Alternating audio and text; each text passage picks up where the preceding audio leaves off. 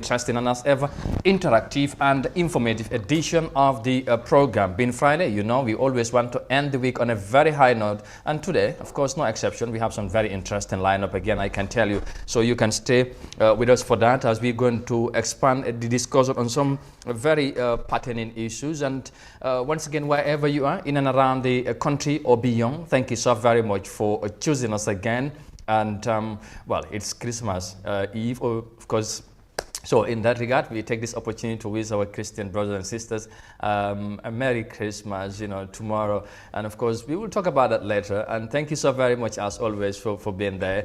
Su ko defee mbokk ñu ngi leen di nuyu beneen yoon fii ci Eyeafrica TV ñu mat mbégte dellusiwaat bu baax a baax ci beneen édition ci programme bi comme ni ñu koy defee saa su ne tey nag comme ajuma la ñu ngi leen di ziar di leen wax juma mubarak di leen jaajëfal bu baax ba ci ni ngeen di ànd ak ñun saa su ne ci programme bi le xam ngeen ne of course Monday ba Friday dañoo ànd ak yéen ci li nga xamante ne mooy ci jotaay bi waxtaane réew mi waxtaane tolluwaay réew mi waaye naka noonu dalal ci ay gan ñu waxtaan lu am solo tey di àjjuma ñu noonu lañ ko defee tamit incha allah am nañ ci ponk yu am solo yi nga xamante ne loolu lañ nar a yaatal tey ci jotaay bi ñu ngi leen di jaajëfalaat beneen yoon ci ni ngeen di ànd ak ñun kon ni ma ko waxee saa su ne ci programme bi ci noonu ñu profito ñaanal ñëpp jàmm surtout ñi nga xamante ne ñu ngi feebar nekk ci kër yi ak ci hôpital yi di leen wax yal na yàlla foggu bopp yi ñu mun a dellusiwaat seen ay njaboot ak seen ay liggéey activities ci noonu tamit ñu ñaanal yi nga xamante ne ñu ngi ci Mile 2 Central President di naan yàlla mu teggi nattu bi quickly nañ wax ci code bi nga xamante ne diggante UDP Adama Barrow ak IEC léegi ak AG Chambers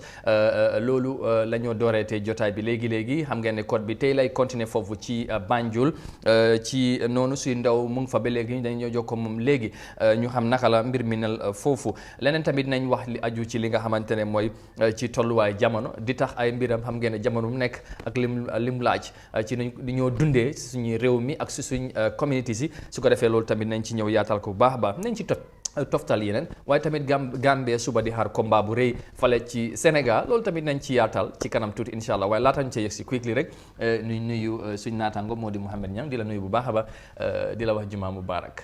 jërëjëf Amadou maa ngi laa delloo nuyu boobu dinañ ñi seetaan Eyeafrica TV si réew mi ak si bitim réew bi di leen wax ne ñu sant neen yàlla wis nañ leen juma mubarak fii leen dee taataane seen xibaar yu wér te wóor Amadou xam naa jarut guddal parce que tey mun naa am lu ñoo am si ñu ngi expecté dem Banjul dégtal tam askan bi li nga xam ne xew na fa si code diggante UDP comme noo ko tënkee noonu gannaaw bu ñu nee ñëpp dama laa bàyyi gars yi rek nga indil leen tey li ñu nar a fasalal gars yi ak li ñu leen nar a yaatalal si xibaar yi tey am na solo jërëjëf Modou Niang ni nga ko waxee noonu la incha allah noonu la ñoo dooree quickly rek ñu dem foofu ci Banjul jokkoo ak suñ ndaw mi di Ousmane Jatta moom mi nga xamante ne moom moo ñu fa nekkal.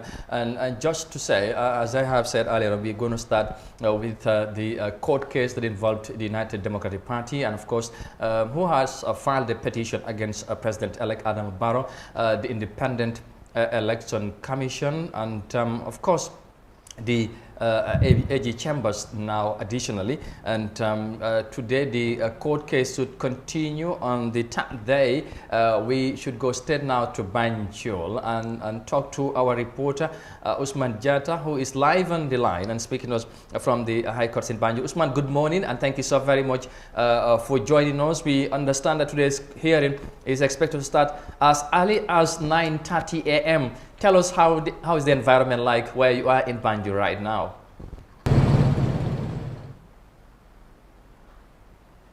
As usual, as we know, the place is, people are coming, and both parties, that is from NPP, UDP, and equally as well from the AG's chambers, to make sure that they get prepared for the early hearing. As you know, today is Friday, so it's half day, so that is why the judge recommended for it to start by 9:30. So, but for now, the environment is business as usual, and people are coming in. But we're expecting that by 9:30, the hearing would start with under the leadership of the Chief Justice, who is Hassan B. Jallow. So basically, that is what is happening, and the security, as we see, is on standby, and they are all on standby to make sure that everything goes well. to make sure that they intercept anyone who wants to disrupt the hearing today, which is supposed to start by 9:30 a.m. So that's the current situation. Everything is going fine. The environment is calm. It's business as usual, Amadou. All right, that's quite very interesting there, and of course I hope no one would interrupt the situation over there. And equally, you know, this is a public interest. Gambians are keenly following this court hearing and development. Now, tell us what is likely to happen today at the court.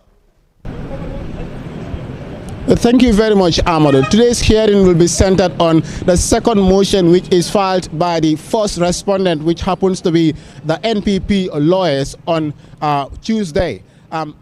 As we could recall, on Tuesday, it was supposed to be a hearing on the dismissal, which was filed by the first respondent, happens to be the lawyers of NPP. But unfortunately, that hearing did not hold, as they filed a new motion, which is about the consolidation to join their two motions. So at some point, the Chief Justice decided to go with both motions, that is, to allow the first motion to be had on Tuesday and the second motion to be had on Friday. But it's like at some point, the lawyers of the NPP party decided to withdraw their motion on their first motion. So today we'll be seeing a second motion which still covers the first motion, which is still centered on the dismissal of the petition filed by the Yellow Party, as the NPP lawyers argue that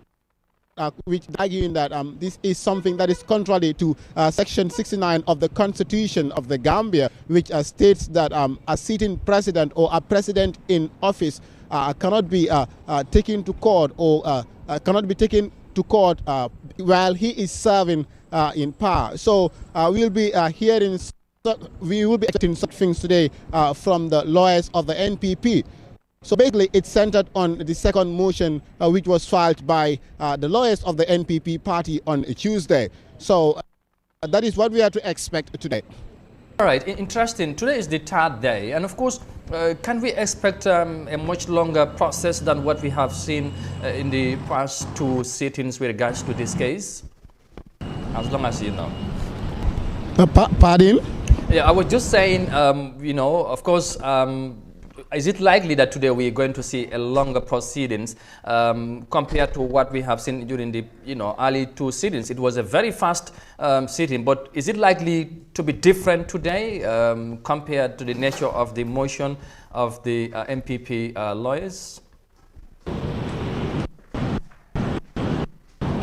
It's possible it might be different from the previous days, because as you know, the previous days was more of an introduction, and it is important for us to talk about the 30 days scheduled time of the trial. The trial is very timely, and for that being the case, some of the lawyers are trying to delay the case to make sure that the 30 days lawyer, and because this was in fact one of the arguments of the applicant, who is Bori S. Toure, the lawyer of the applicant, Bori S. Toure, who said that the NPP lawyers should work according to what was agreed in their status quo meeting with the Chief Justice on Monday. But it's like they also argued that these people are trying to use a strategy to delay the court to make sure that the 30 days trial is not met. So, but we're expecting that today it may be different, for the fact that the NPP lawyers withdrew their first dismissal motion against the petition filed in by the Yellow Party.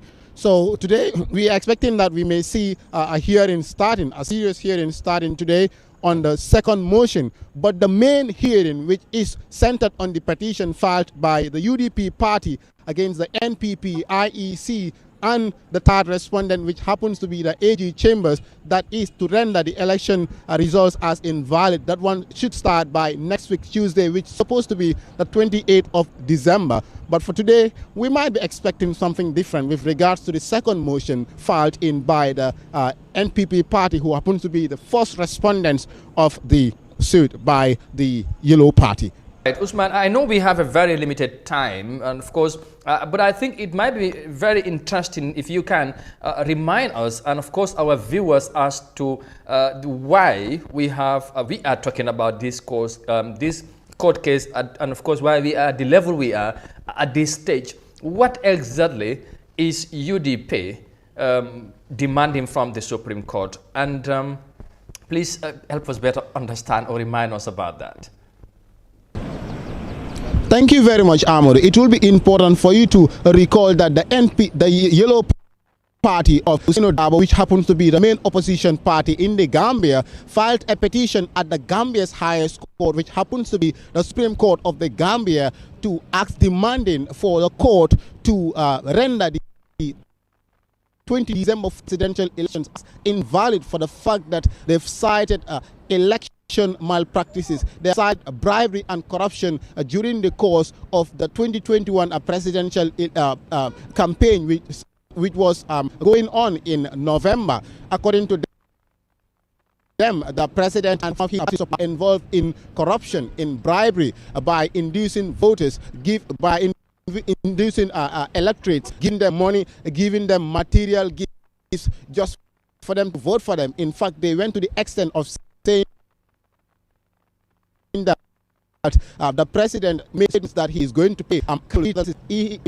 So all claims that the Yellow Party, the main opposition party, made complaint at the court, and they are requesting, they are demanding the court to render the election as invalid, to render it as unconstitutional for the fact that they have cited bribery and corruption. And equally as well, when it comes to the side of the IEC officials, they have mentioned that some of the IEC officials did not allow some of their party agents to witness the sealing of ballot boxes prior to the voting. They have also mentioned that the IEC election was in non-compliance with the Election Act, citing Section 116 of the Election Act. So basically, this is why the Yellow Party is here at the Supreme Court, to challenge these three parties, that is the IEC, the AG Chambers, and the NPP, as we've seen. So at first it was NPP, and all of a sudden we see IEC added to the petition,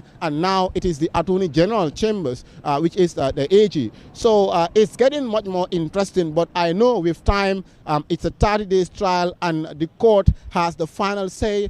They will know what to do. They have the discretion to do what they think is right, what they think is justice at the end of the day. Amadou. We hope justice would prevail. And Usman, thank you so very much for that fantastic explanation. And of course, like I said, we have limited time and we shouldn't go beyond that. But well, just to say, since the IEC announced the December 4th elections in the Gambia, the dust is yet to settle as far as the 2021 president's election is concerned. Now, I will just allow you to quickly summarize in Wolof and Mandinka, because we should be in there to follow the proceedings as well. You are our eyes and ears as far as this court matter is concerned, Ousmane. Su ko defee rek ñu gërëm la bu baax ba ci ni ñu nekkale foofu di Banjul di toppal li nga xamante ne mooy court case diggante UDP NPP seen candidat bi di Adama Barrow ak tamit di IEC léegi sax ak AG Chambers kon niñ ko xamee. Tey fi nga nekk foofu lan nga ñu mën a wax ci liñ jàpp wala li ñu war a mën a jàpp ne tey code bi naka lay demee ci tënk rek xam naa ne waxtu amut pour nga boole ñaar yi boo pare olof rek nga dugal tamit ci kàllaama soose lan moo war a xew tey foofu ci Banjul ci code bi.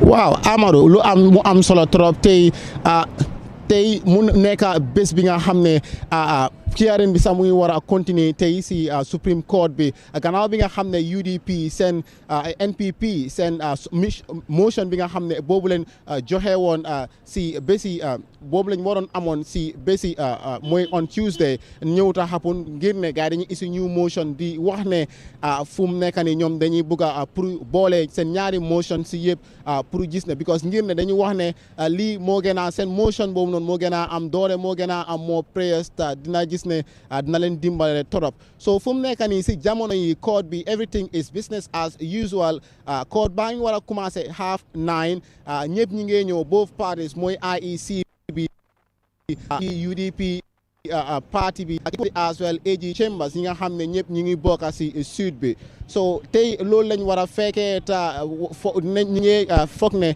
dina nekk hearing bu gën a interesting actually gannaaw bi nga xam ne bés yu passé yëpp benn hearing amut waaye yëpp ay discussion moo di am like si mbiri trial bi so tey nag loolu moo fi nekk after 9:30 hearing bi dina commencé. Say nge bulay diaw man dia kawan say.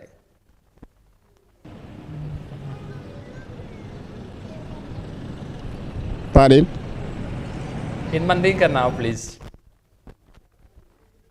Yeah, mbale Supreme Court le Banjul kon nga fale nyamen rek man surwa koning angale counter bi nata le Supreme Court le andu nyanta coming tenende bi woleng second motion o miyalon ko fanga NPP ye wole filed against ye wole filed court nyinto ka itandi fon ko court nyin nyanta ka UDP la petition o nyanta ka dismiss le kon nga jinaming Tuesday bring nata court min fango nyana kanung ka trial wala nung UDP la NPP motion o min send pour ka jeko ye UDP la petition o dismiss bari woman na ke fang so be inata ka motion dol na nung on Tuesday kai o a bebe dending a dismissal letter bari bidung court ni fo nyanda ka commencer by 9:30 and nintement of both parties are coming in walling NPP la loyal binalang ibinakan ne IEC AG chambers minialon ko fana itul labanta ka itul da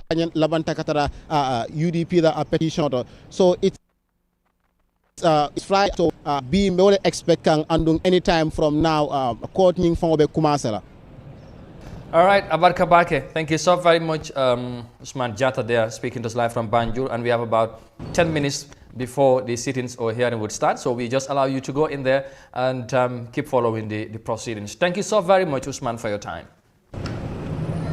It's a pleasure, Ahmad. All right, thank you. That's our very own Usman Jatta speaking to us live from the High Court in Banjul in relation to the ongoing court case that involves the United Democratic Party, that's the UDP, who filed in a petition against President-elect Adama Barrow and, of course, the IEC, and now the AG chambers, we understand. So very interesting times ahead because, like I said, the outcome of Gambia's 2021 presidential election is yet to over, the dust is yet to settle. So, but as far as it is happening, we will make sure that you are keep highly and adequately informed with regards to the unfolding developments in the Gambia.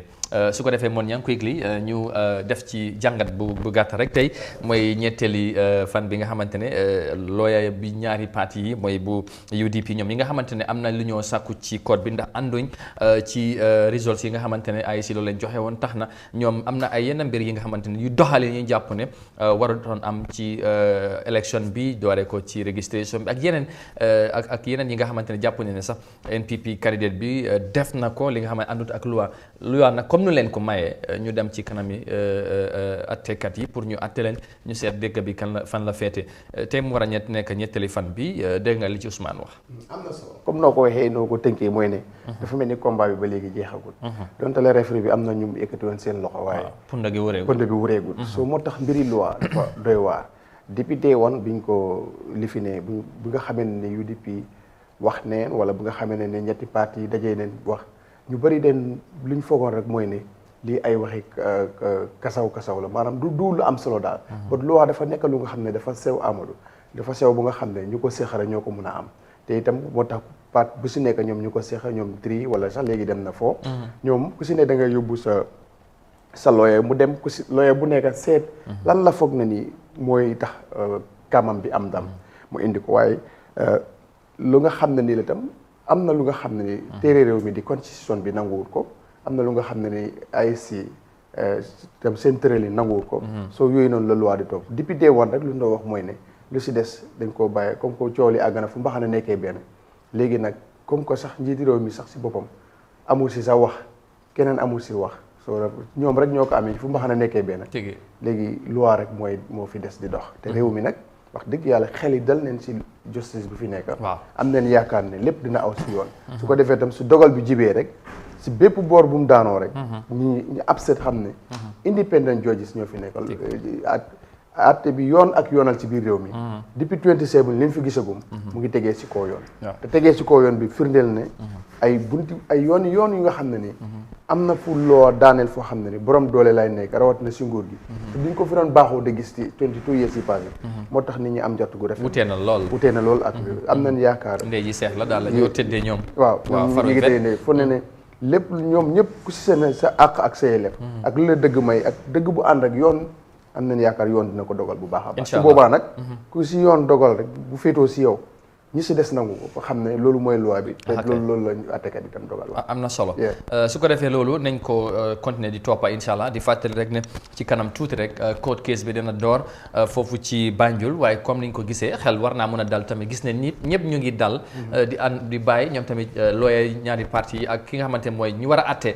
ñu def seen liggéey bu boobaa lu ci ruusee rek wala lu ci tukkee ñu xam ne loolu moo nekk li am te ñu nangu ko en tant que ay ñu nga xamante jàpp ne fu mu nekk nii comme moon ñan nu ngi ko waxee loi bi daal faralul kenn Gambien si la nekkal te loolu firnde yi foog naa ñu bari gis nañ ko depuis 27 ba léegi gannaaw loolu ñu fàttali ba léegi na ngi ànd ak Good Morning Africa programme fii ci Eyeafrica TV gannaaw li aju ci wàllu atte bi ñu continuer ba léegi ci programme bi wax ci leneen wax ci li nga xamante ne mooy xibaar bi nga xamante ne mooy civil servants yi nañ ko kontaan dégg ko lool muy ñuy liggéey ci nguur gi ndax fas nañ yéene pour daal seetaan wàllu pay mi ci biir réew mi.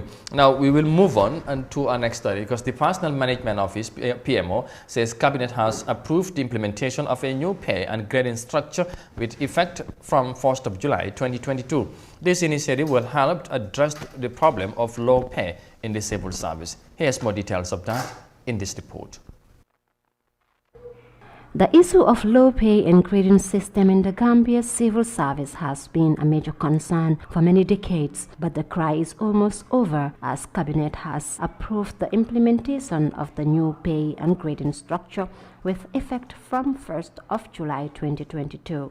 As pay and grading reform is an important component of the Civil Service Reform Program 2018-2027, Musa Saho, Permanent Secretary of the Personnel Management Office PMO, said in a press conference that they conducted a job evaluation exercise leading to the development of a new grading structure and pay scale. He added that it will help improve the current low pay and pension of civil servants, improve the attraction of both managerial and technical talents required to improve service delivery, assess the retaining highly skilled and competent civil servants, among others. Mr. Saho says a task force comprising the PMO, Minister of Finance and Economic Affairs, and the Accountant General's Department has been set up to work on the implementation details. He said work will continue on the necessary steps required to ensure the smooth and orderly transition of the new system. Research by the Department of Personnel Management Office Gambia has shown that the Gambia Civil Service has a total staff population of 41,958 as of May 2017, with an annual growth rate of 14%. Safia Tukoli, reporting for Eyeafrica News.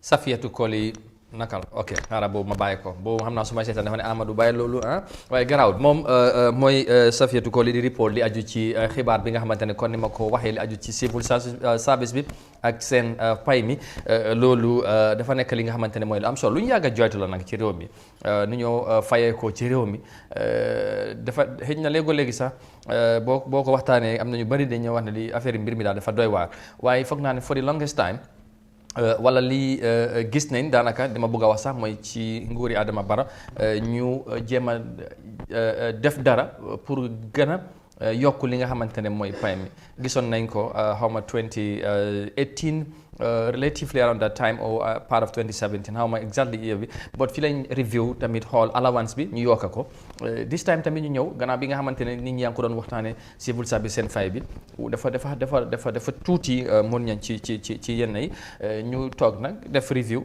cabinet fu mu nekk ni ñoom nangu nañ fu mu nekk ni ba July ñu jéem a seet naka la ñoo yokkee li nga xamante ne mooy wàllum pay mi ak grading structure bi ci réew mi ban jàngat nga ci am na solo waaye sas la tam am na solo bu baax a baax pour ñu gis ne kuy liggéey itam bu weer bi dee lu muy yóbbu kër dina ko xala mun a fajal ay soxlaam daf ci baax parce que loolu tam dina wàññi luubal gi njuuj njaaj bi dina ko wàññi bu baax wel si nguuri Adama Barrow comme noo ko waxee bi mooy ñaareelu yoon ñuy bàyyi xel liggéeykat yi léegi nag dafa mel ni nguur def na lu ko war léegi lu des mooy liggéeykat bi parce que nag liggéeykat yi si gën a koowee da nga waat da nga pare pour liggéeyal askan bi askan boobu nga pare pour liggéeyal ñu fay la si yokkal la yokkalaat la askan boobu dafa war a gis boppam si li tax ñi lay fay waaye xëy time bu la neex weer dee nga dem tàllal sa loxo askan bi gisuñ seen bopp si li ngay liggéey kon yow li ngaa fayeku kenn xamul loolu lu mu doon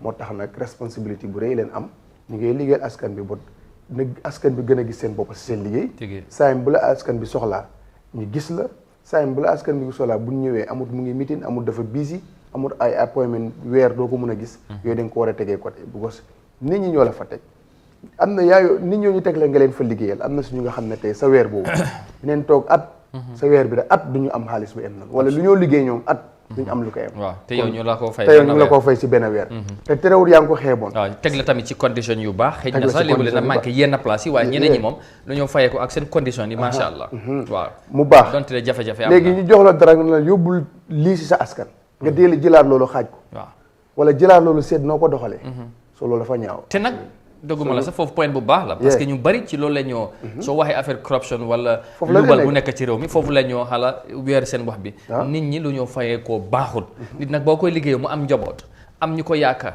am ñi mboot am na ñu nekk gannaawam mu li moo yóbbu ci kër xëj na sax bu ci payee luwaas ak mu génnee ci paas laanaka sax affaire du mat kooku nag xale yaa ngi toog ak yeneen problème boo ko joxee ay millions mu ko réglé wala ay xaalis bu takku nga ne kooku loolu na ko teg ci yoon day jafe loolu am nañu ko waxee noonu waaw absolument dëgg la waaw loolu moom bu fekkee ku jubul la sax bu toogee si ay millions yi dina jaxase ay millions li si important mooy nga jub te xam ne bu fekkee lu askan bi moom la comme ni ko waajoo ndénkaane jox ko ñu ko moom alali mbooloo la alali mbooloo jox ko ñu ko moom bon nag fexe ba indi si ay workshop fële pour mun a dog fii nii ay yëlee na le bu ko foofu leen di gën a léegi liggéeykat yi nguur yi ñoom lu ko waxee jàngkat yi tubaab yi laxas ak laxarti rek laxas ak laxarti rek la ñoo def ñaar yooyu moom waaw yooyu moom dañ ko lijjanti projet bu am rek dina ne tël indi ay workshop ay capacity building foofu la xaalis bi yëpp di dugg mu yem fa su ko defee askan bi lu si waroo dem si askan bi duñ ko fa def comme daal nguur gi decide neen pour yokkal leen salaire yi plus ngir yàlla tam lu askan bi moom bu leen ko wàññi si yoon bi neen ko jot nu mu waree su fekkee dañ jox dañ génne engrais ñu ne nañ ko yóbbu si askan bi plus ñooñu dem war a yóbbu yëpp si askan bi bañ a defar ay deal comme ren engrais bi nu mu fi demee te yëpp si département si yëpp noonu la dee demee dem uti ay ñi leen koo jaayal ba Sénégal ba Mali so loolu dafa ñaaw te yooyu daf yooyu nag yu doy waar waaw dafa doy waar président bi comment na si ne ñooñu ñoo disappoint waaye ñooñu dañ leen war a dañ dëkk seen digg waaw parce que ñoom buñ because disappoint réew mi dafa am li moo wone parce que ñooñu buñ defee lu mel noonu dara fekkul leen ci loolu ubbil buntu keneen ki nga xamante ne xalaatu doon def loolu wala ñemewutoon def loolu dafa wane lii nag réew mi jot nañ level bi nga xamante ne xëj na loo bëgg a def nga def ko comme président bi xëj na moom gars yi dañoo wax ne dafa sedd du jàpp nit du tëj kenn freedom am na démocratie am na ak yu mel noonu waaye yéen ay acte bu ko nit defee yoon dafa war a dal ci kawam dafa war a dal because moom leneen ñooñu ñoo disappoint dañ ko disappoint réew mi waaw ñooñu ñu wan leen li si yoon because li nit ñi bokk tey nga jël loolu yóbbu ko Mali yóbbu ko Sénégal te loolu deal yi si nekk tey bu ñu la ko waxoon mun naa dem ba sës so yooyu leen war a tegee fële comme ko nag ñu ngi leen di yokkal te xam ne lu nit ñi moom ne leen ko delloo te mandu si alali askan bi parce que duñ si dee gis seen boppa duy jot duy àgg fu mu war a àgg wala nu may àggee duy correct so loolu nag dafa laal both side comme que nag léegi decide nañ pour yokkal leen because macaat bi daal mooy problème léegi kuy jël place sax na ko suma sëriñ bi waaye dinañ laajte ndax foofu loolu am na macaat waaw ak macaat bi mooy problème ak njëgi guru bi waaw su am na suma léegi kay passé na njëgi guru kooku mën a wane Gambia problème bi mooy koo defal dara dafay séentu njëgi guru waaw ngëj boobu moom boobu nag moo doy waar parce que loolu nii dañ koo rafetal wax ne ñun dafa am nañu baaxoo teraanga ak masala bi nga xamante ne mu ngi si suñ biir waaye am na yeneen jëf yi boo ko jëfee am na li bunt yi ngay ubbi te loolu mu nekk li nga xamante ne mooy li doy waar léegi beneen bi mooy timing bi tamit léegi cabinet approved am na ñuy wax lan moo tax mu ñu war a xaar ba July ndax waruñ ko teel a commencé parce que ñoom ñoo ko diggee woon te diggee bor la donte ne dem nañ bi approuve ne si at cabinet level li des mooy PMO ñoom ñu review système bi xam ku nekk liñ la doon fay lan lañ ci ñaata lañ ci mën a yokk ndax loolu tamit jaraw nañu bàyyi fi ba ay ci daanaka bi ay July yooyu waru ñoon teel a tamit taxaw ci liggéey boobu nit ñi teel a gis seen bopp waaw su fekkoon ne fekkee lu ñu waajal la de July sori na parce que wax dëgg yàlla xam naa ñi ñooy yokkal ñoom ajoo nañ ko bu baax soxla nañ ko te ñi fay liggéey yëpp ay borom yi njaboot leen waaye si nekkee ne loo waajal la jarul bi July parce que July sori na loolu daanaka IE bi dem naa fa so kon dafa mel ni ba léegi des na kon ñooñu bi dooragul sax waaw bi dooragul xam naa lu si des bëriwul mu war a dem ba July waaye yëfi nguur la ñoom seen process daf day yàgg affaire yi fu dugg bi dafaa bureaucratie bi dafaa génn waaw sometime tam da nga dégg sax place bi bàyyil ma jël ko rek bu ko weer bi kay du dara waaye li nga am si biir moo ëppa ndax li nga am lu ëppa loolu ngay ñëwee si yoon ñëweewul si yoon so loolu tam ñu bàyyi si xel bu baax a baax second li yokkal neen la yaa ngi am liggéey boo war a joxe waaye foog nga jox ko koo xam ne ni yow di nga si am macaat dinaa ko jox Amadou si $100,000 but Amadou damaa make sure ne dina ma jox $15,000 so façon ngi liggéey yooyu itam mu ngi si réew mi bu baax a baax because tey ñi nga xam ne ñoo yore compagnie di liggéey pour nga jot suñu waree tabax benn lu nguur war a amee comme par exemple school ak yooyu noonu ay compagnie dem di ko xaccoo compagnie bu ko gañee su moytu rek dina daanu because condition yi tegee si koom si suuf li tax nga jot ko ku dem lobby ba nga jot ko dafaa jël wàllam ki joxee dina am moom it macaat njëgi guru soo njëgi guru yooyu moo lay daanal compagnie su yàggee compagnie bu fayee lu mu war a fay ak bagage yi seer yi anytime lu bagage yi di yokkee so nga Amadou lu si nekk yëpp no one can explain waaw am naa daal yi fii war nañ koo seetaat bu baax ndax yenn institution si lu fay dox dafa xala doy waar te war nañ cee mën a seetaat te because xam nga liggéey bi ñu ko dee gën a def ñoom ñooy gën a sonn ñoom ñooy gën a am pay bu ndaw ñoom ñooy gën a sonn ñi nga xamante ne xëy na duñ teel a ñëw teel a ñibbi ak tamit xëy na seen liggéey bi du bari ñoo gën a fayeeku donte ne sax xëy na système bi noonu la mel léegi su amee yenn qualification ñu am na fu ñu lay teg sa liggéey du bari waaye tamit xëy na comme système bi noonu la ñoo la ñoo gën a fay waaye tamit ñi nga xamante ñoom ñoo ci gën a sonn di ci dee every day suñ demee xëyee 8 o'clock wala 6:30 ba ñu wàcc te ñu nekk ci liggéey ñooñu dañ leen war a doole te foog naa lii dafa am solo ñooñu dañ leen war a dooleel dañ leen war a bàyyi xel absolument dañ leen war a dooleel bàyyi leen xel parce que nag ñooñu buñ sonnee rek yàlla mun na ko wàccee si bi yeneen mun na ko indi si beneen boor dafa doy waar moo tax kenn warul nangu ñu not kenn warul nangu ñu yuus ni ki jëriñoo ko ba pare fekk moom jëriñam jotu ko loolu baaxul loolu am na solo su ko defee loolu dafa am solo bu baax ñu bàyyi xel xam naa ne nañ ci topp di bàyyi xel du ñàkk ci nañ ci dellusiwaat ci yeneen waxtaan gën koo yaatal ndax lii point bu am solo la bi nga xamante ni jàpp nañ ne war nañ cee mën a gën a yaatal waxtaan bi sax comme waaye waxtu la ñoo doxee foog ñu move on waaye leneen lu ci topp lu ñu war a wax mooy wàllum di tax xam naa ne gars yi xam nañ ko loolu ci jamonoom lañ toll xam ngeen ne tamit xaal bi season bu nekk léegi mango léegi banaan ak yu mel noonu fi mu nekk ni di tax moo ci xew war nañ ñëw yegg si loolu waxtaanee ko ak yu mel noonu waaye balaa ñu cee ñëw ñu jël short break den su ko defee ñu dellu si waat continuer li nga xamante ne mooy programme bi yéen a ngi ànd ak Jammeh programme bi fii ci Eyeafrica TV dem ñëwaat léegi lay doon incha allah.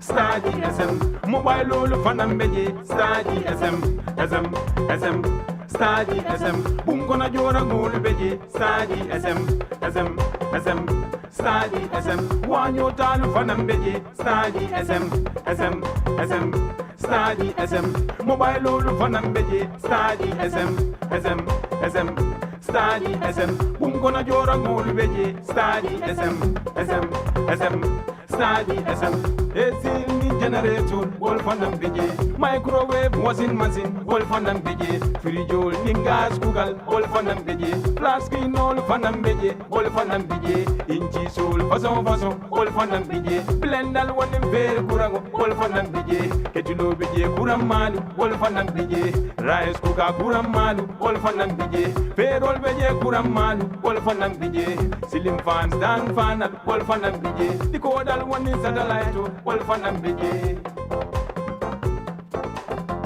SM Stadi SM mobile lolu fanam beje Stadi SM Stadi SM Samatol fana beje ikabele wafi kata dam fulal dal beje ikabele wafi barela lu dal beje ikabele wafi montoro façon ikabele wafi churayo lu façon ikabele wafi churayo lu kurang malu ikabele wafi Stadi SM ñu lening Sol Star anin sa bulobe ñokono ay wali Star GSM ni lafta ka fengo fel non Star GSM to ibu ñun julo la 7002494 waranto 99011122 Star GSM ñun la nata ka mobe da handi tabiro la karola mun kono joran wala karola woto Star GSM ñu mu ñon tan wallati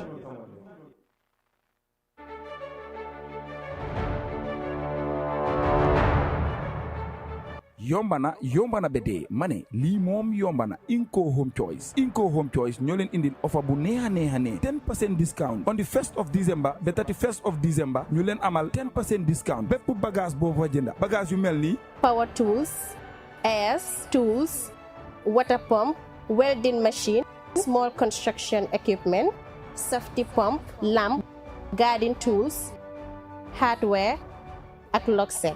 ñu ñoo ko déggandoor mané offer bi na kenn bum ko faté te mané bépp liggéey be mun di xalaat demal Inco di nga am bagage bu yomba te di nga am 10% discount si weeri December bi ni soo buggee am lu ci leer doxantul seen maakaani wala nga call leen 799-3846 wala si 3415619 wala si 3039-000 wala si 7707-275 ak Inco Home Choice seen bépp jaaxale si wàllum tabax wala bépp liggéey boo xalaat demal foofu noonu yomba na baax na ak Inco aduna bi mu ngi ci sa loxo.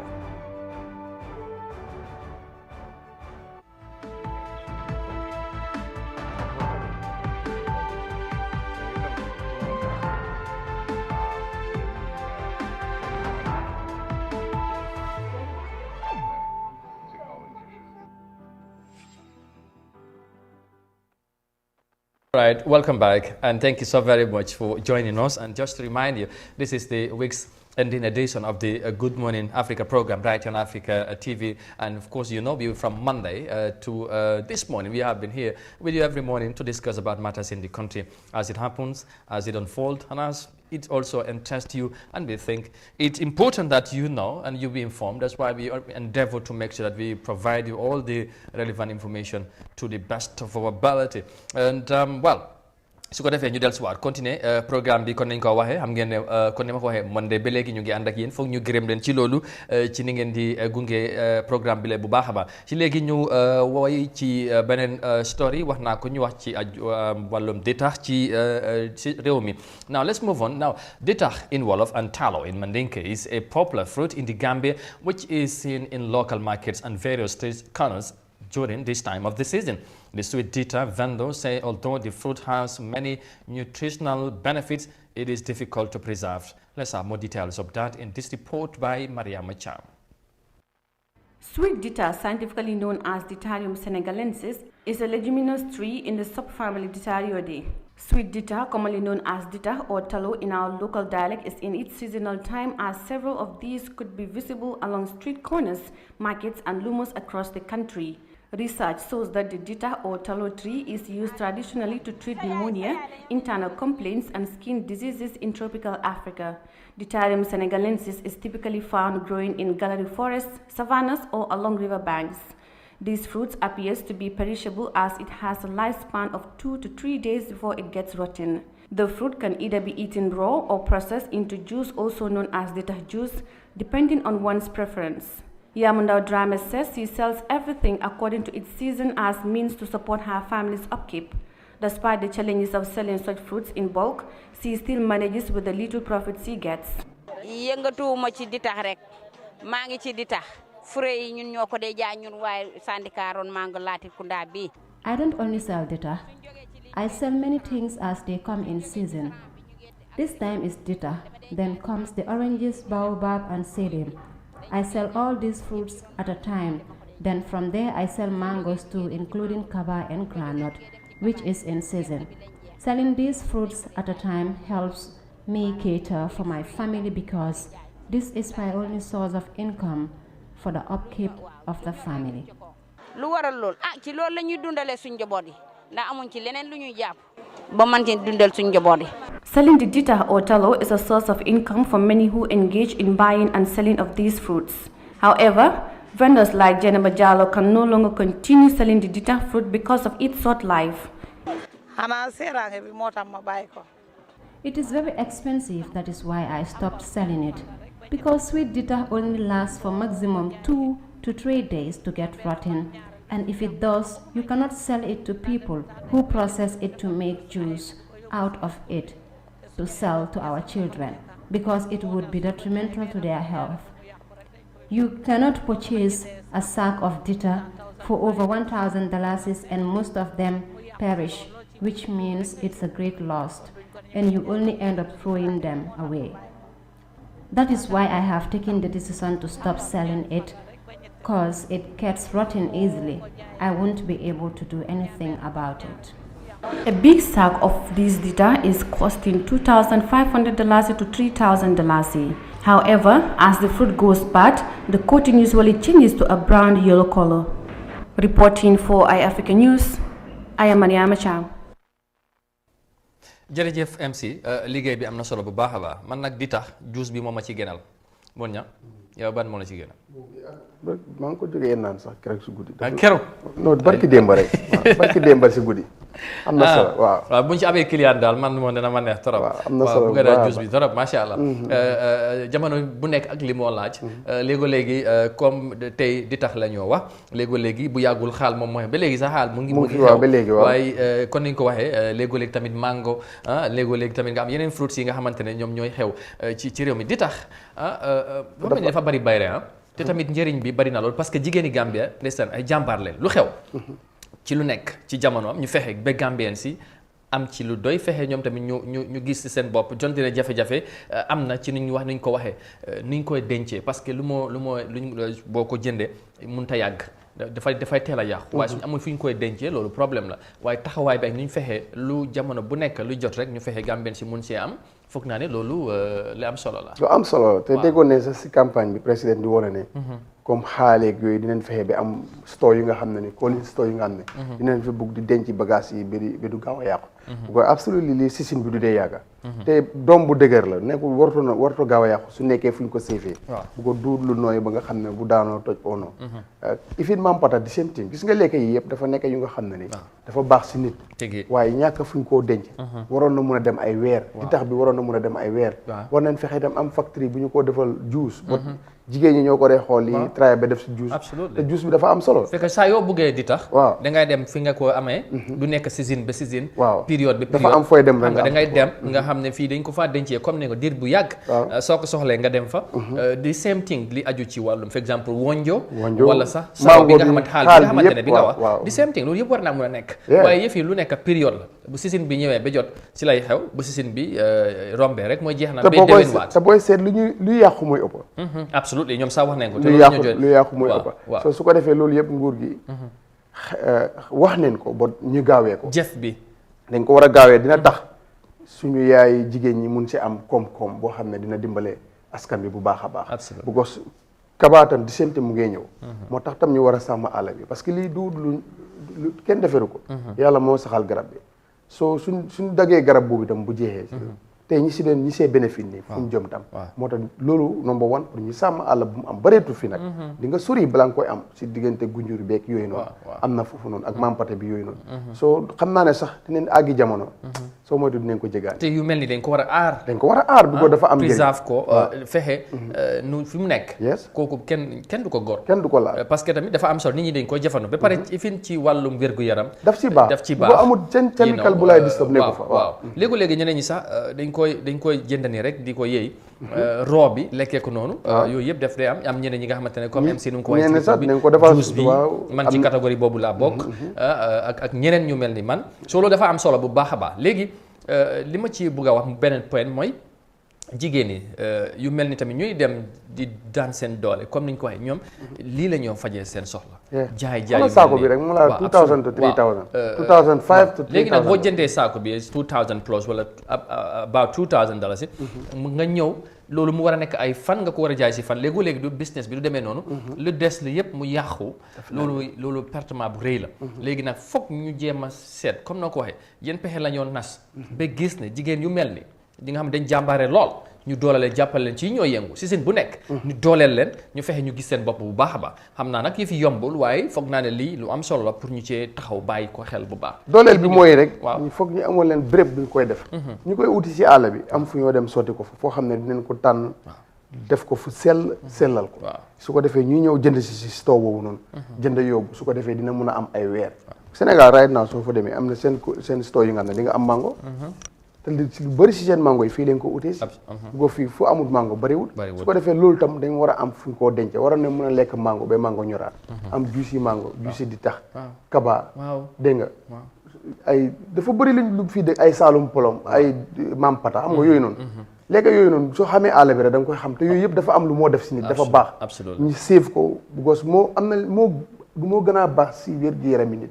den minti yi ñuy oda ji kenn xamu fu mu jógee chocolate yi kenn sori si ñu ko dee indi waaye yooyu noonu mooy loolu lu lii di def si suñ nit ñi waaw ci boo ñun juddoo si àll bi xam ne reen yi daan lekk ay ñambi àll yooyu noonu yooyu ba léegi moo téyee mag ñooñu digër guñ amoon waaye bu loolu demee si la diabète yi dugg bu njëkka da nga gis xamuñ doon tax lii feebar boobu yooñ yi gas yi yooñ yi fële soo fruit yooyu noonu ñu am boo dañ ko sàggane ba jeex na si àll bi léegi te yooyu is very important ñun ñi nga xamante ne foofu si loolu lañ màggee boo duggee ci àll bi mun nga lekk different fruits balaa ngay ñib si li nga xamante ne sa léegi-léeg boo xiifee doo yëg sax xiif nga parce que da ngay dem ci àll bi dugg foofu nga gis yu bëri yi nga xamante ne macha allah mu nekk li am solo moo tax léegi-léegi boo fa nekkee day am waaye jamonoy soppeeku moo tax léegi yu bëri daanaka amatul te loolu war dimbu tam lu baax la xamoon soo li mu ko dee waa moom wuloo duutoo I don't know noo ko lañ ko dee dimbu waaw it's very good si human bi boobu tam waroon nañ ko mun a defar ba nga xam ne dimbu yee kay because am na ñoo koy gis dëgg daa benn waaye bi nga ko toogal mu ne leen kii fu mu jëlee yàppa bi ban façon yàppa la waaw man kay am naa ci naka lañ ko dewee su man ni kay wuloo duutoo something like that so yooyu dafa baax ba ñu ngi ko fay xam nga lan mooy problème réew mi waaw nit ñi ñun duñ dee innovate mooy ñu xalaat commencé lu bees ku lu nit commencé ñëpp ñëw dugga ci loolu foog na loolu rek moo ci nekk gis nga ditab mii wala li ngay wax dimb yooyu bu ci nit xalaatoon dara ba indi ci dara nit gis ne lii dafa am solo te mu ngee dem da ngay gis ne ñëpp toppandoo of course te loolu dafay baax loolu yëpp nit ñi xalaat loolu yëpp xam ne facteur mooy tax innovation dafa am loolu solo ci réew pour doxalin yu bees ndax jamono tamit xarala bi ñoo wax ak yëfi science yu jëf si technologie bi jamono boobu foofu la soo foog ñu xalaat jéem a seet jamono nu moo doxee ñu jéem a invest yu mel ni naka lañ ko gën a yaatale fekkee du ñëw rek jaay ko benn weer wala few months affaire yi jeex bare na benn season non dafa war a continuer ndax affaire yi def nit ñi bëri nañ si gis seen bopp dafa am solo bu baax parce que yi doo dem si Europe fekku ko soo waroon nañ ko mun a defar bu nga xam ne nii war nañ ko mun a export mu dem waaw war na mën a wax ji moo gën a bëri jëf bi waaye Sénégal nag ñu ngi see tray sànqal ji am na fële ay sachet ñu ngi ko def sànqal léegi-léegi bu la neexee nga def sa laax parce que si yooyu noonu yombaatul waaw so moo tax ñu topp mburu yi su manqué ñu am problème te yooyu moo gën a baax waaw soo yooyu yëpp réew mi def si war a ñëw am lu nga xam ne ni dañ koo def mu am fu mu nekk saa yoo ko buggee nga dem jënd ko so dina yokk économique réew mi dina yokk wér-gu-yaram bi nit ñi jërëjëf loolu am na solo yéen tamit ñuy seetaan mën ngeen react ngeen wax ñu ditab bi lan mooy seen favorite ci yëf yi ak naka ngeen ko gisee lan lañ ci war a mun a def en tant que réew dañ koo dooleel ditab bi bu dee mango bi bu dee dimbu bi comme mun ñam ni nga ko waxee lan lañ ci war a mun a def en tant que réew bi ñu bëri kaba yi ñu bëri gis seen bopp yooyu dafa am solo dañoo sawar bu baax di déggee ci yéen saa su ne seen réaction si surtout ñu nekk si social media platform bi you can react on what we are discussing we are talking about we are always very much pleased to hear from you ñuy seetaan si office yi tamit ñu ngi leen di gërëm ñu nekk ci kër yi ak naka zalika si campagne bi bu ñu demoon Sarengay waaw ma gis fa ñaam bi xàll yi macha allah waaw amoon na solo boobu kay Sarengay dew ma sax ci gannaaw meeting bi laa toog rek ak suma ñaam bi xàll seere ko fa nag bu baax waaye gis naa lu mu def si man nag dafa am solo lool waaw su ko defee nañ koy bàyyi xel waaw absolutely gannaaw loolu ñu continuer ba léegi wax ci leneen this time dañooy dugg ci wàllu tàggat yaram wax li nga xamante ne mooy dafa xew moom tamit di làmb jamono ji ci réew mi waaye suba fale ci Dakar Sénégal Gambia suñ king of the arena di xoyantaan war caa am combat bu rëy combat Sénégambia waaye laata ñu ci yegsi nañu ànd ak déglu ki nga xamante ne mooy manager bi nga xamante ne moom moo yore wàllu mbur mi lan la ci wax ak ban yaakaar lañ ci am now let's do some sports related matters because Matar Sen, manager of Gambia's King of the Arena, Hoyantan, says his wrestler is 85% ready for Saturday's Grand Wrestling competition against the famous Senegalese wrestler Bayman John. Now, speaking to Africa TV's Usman Jata, manager Sen says winning Saturday's Grand Wrestling competition in Senegal will promote integrity and wrestling in the Gambia. Here is an excerpt.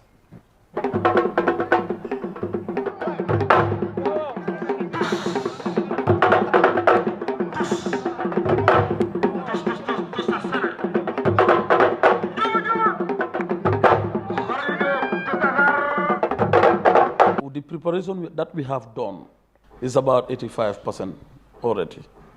You understand? There is, because this type of combat, there are a lot of other traditional things that normally happen. We are working on that. and almost everything is done.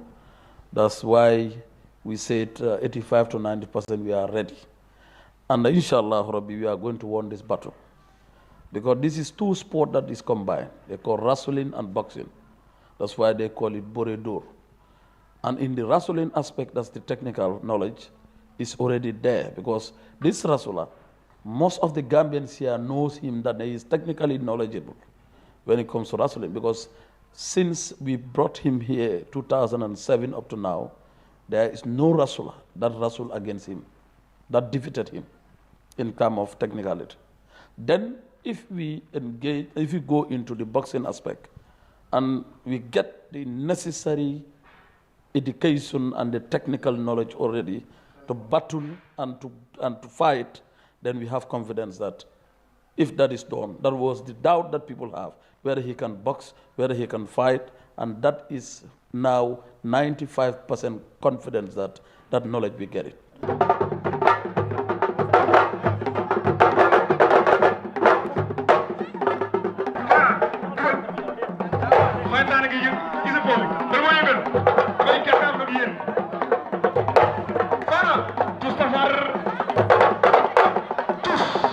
It's a very important battle when it comes to the history of wrestling between Senegal and Gambia. This is the first time you have a grand combat wrestling between Senegal and Gambia. It's the first time. A wrestler from Senegal going out from this country to combat with another country representative and is as a form of a grand combat. This is the first time. That's why it is very much necessary for us to win this fight, and winning this fight will promote and will enlarge the integrity and the basis of wrestling in this country. And all others, that's why all other stakeholders, when it comes to wrestling, already involved, and they are helping, and they put all hands in deck already in order for us to get victory, and that victory, inshallah, is going to happen.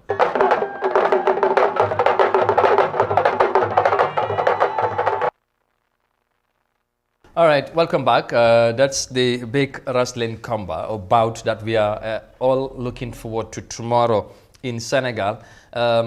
Gambia's king of the arena, Hoyantan, wala roi des arènes bu la neexee moo am combat bu rëy foofu ci Sénégal diggante moom ak Baye Mandione bu Caaray Géej combat bi nag dafa nekk combat bu nga xamante ne bu am solo la comme Matar na mu ko waxee moom mooy manager Xoyantaan dégg ngeen kàddu yëm ci wax nee na combat bi dafa am solo ci diggante ñaari réew yi waaye tamit dafa am solo because bii moo nekk njëlbéenu yoon Gambien mbër bu fi jógee di dem Sénégal di ci bëree ji grand combat loolu nag mu nekk la am solo moo ñaam tay yow yaa ma gën a saf ci làmb ji combat bi Gambie fii la waroon a amee daaw wala 2019 sorry waaye ñu gis nu mu demee combat bi mujjutoon am ci lu ko yàq nag ñu bari dañ ko ñaawlu woon promoteur bu ko teggoon ànd ci ak beneen promoteur mooy Jam promotion ak léegi ndig ni laay ñu taxawalaat combat bi Sénégal coow li bari na lool dayoo combat bi lan nga ñu mën a wax.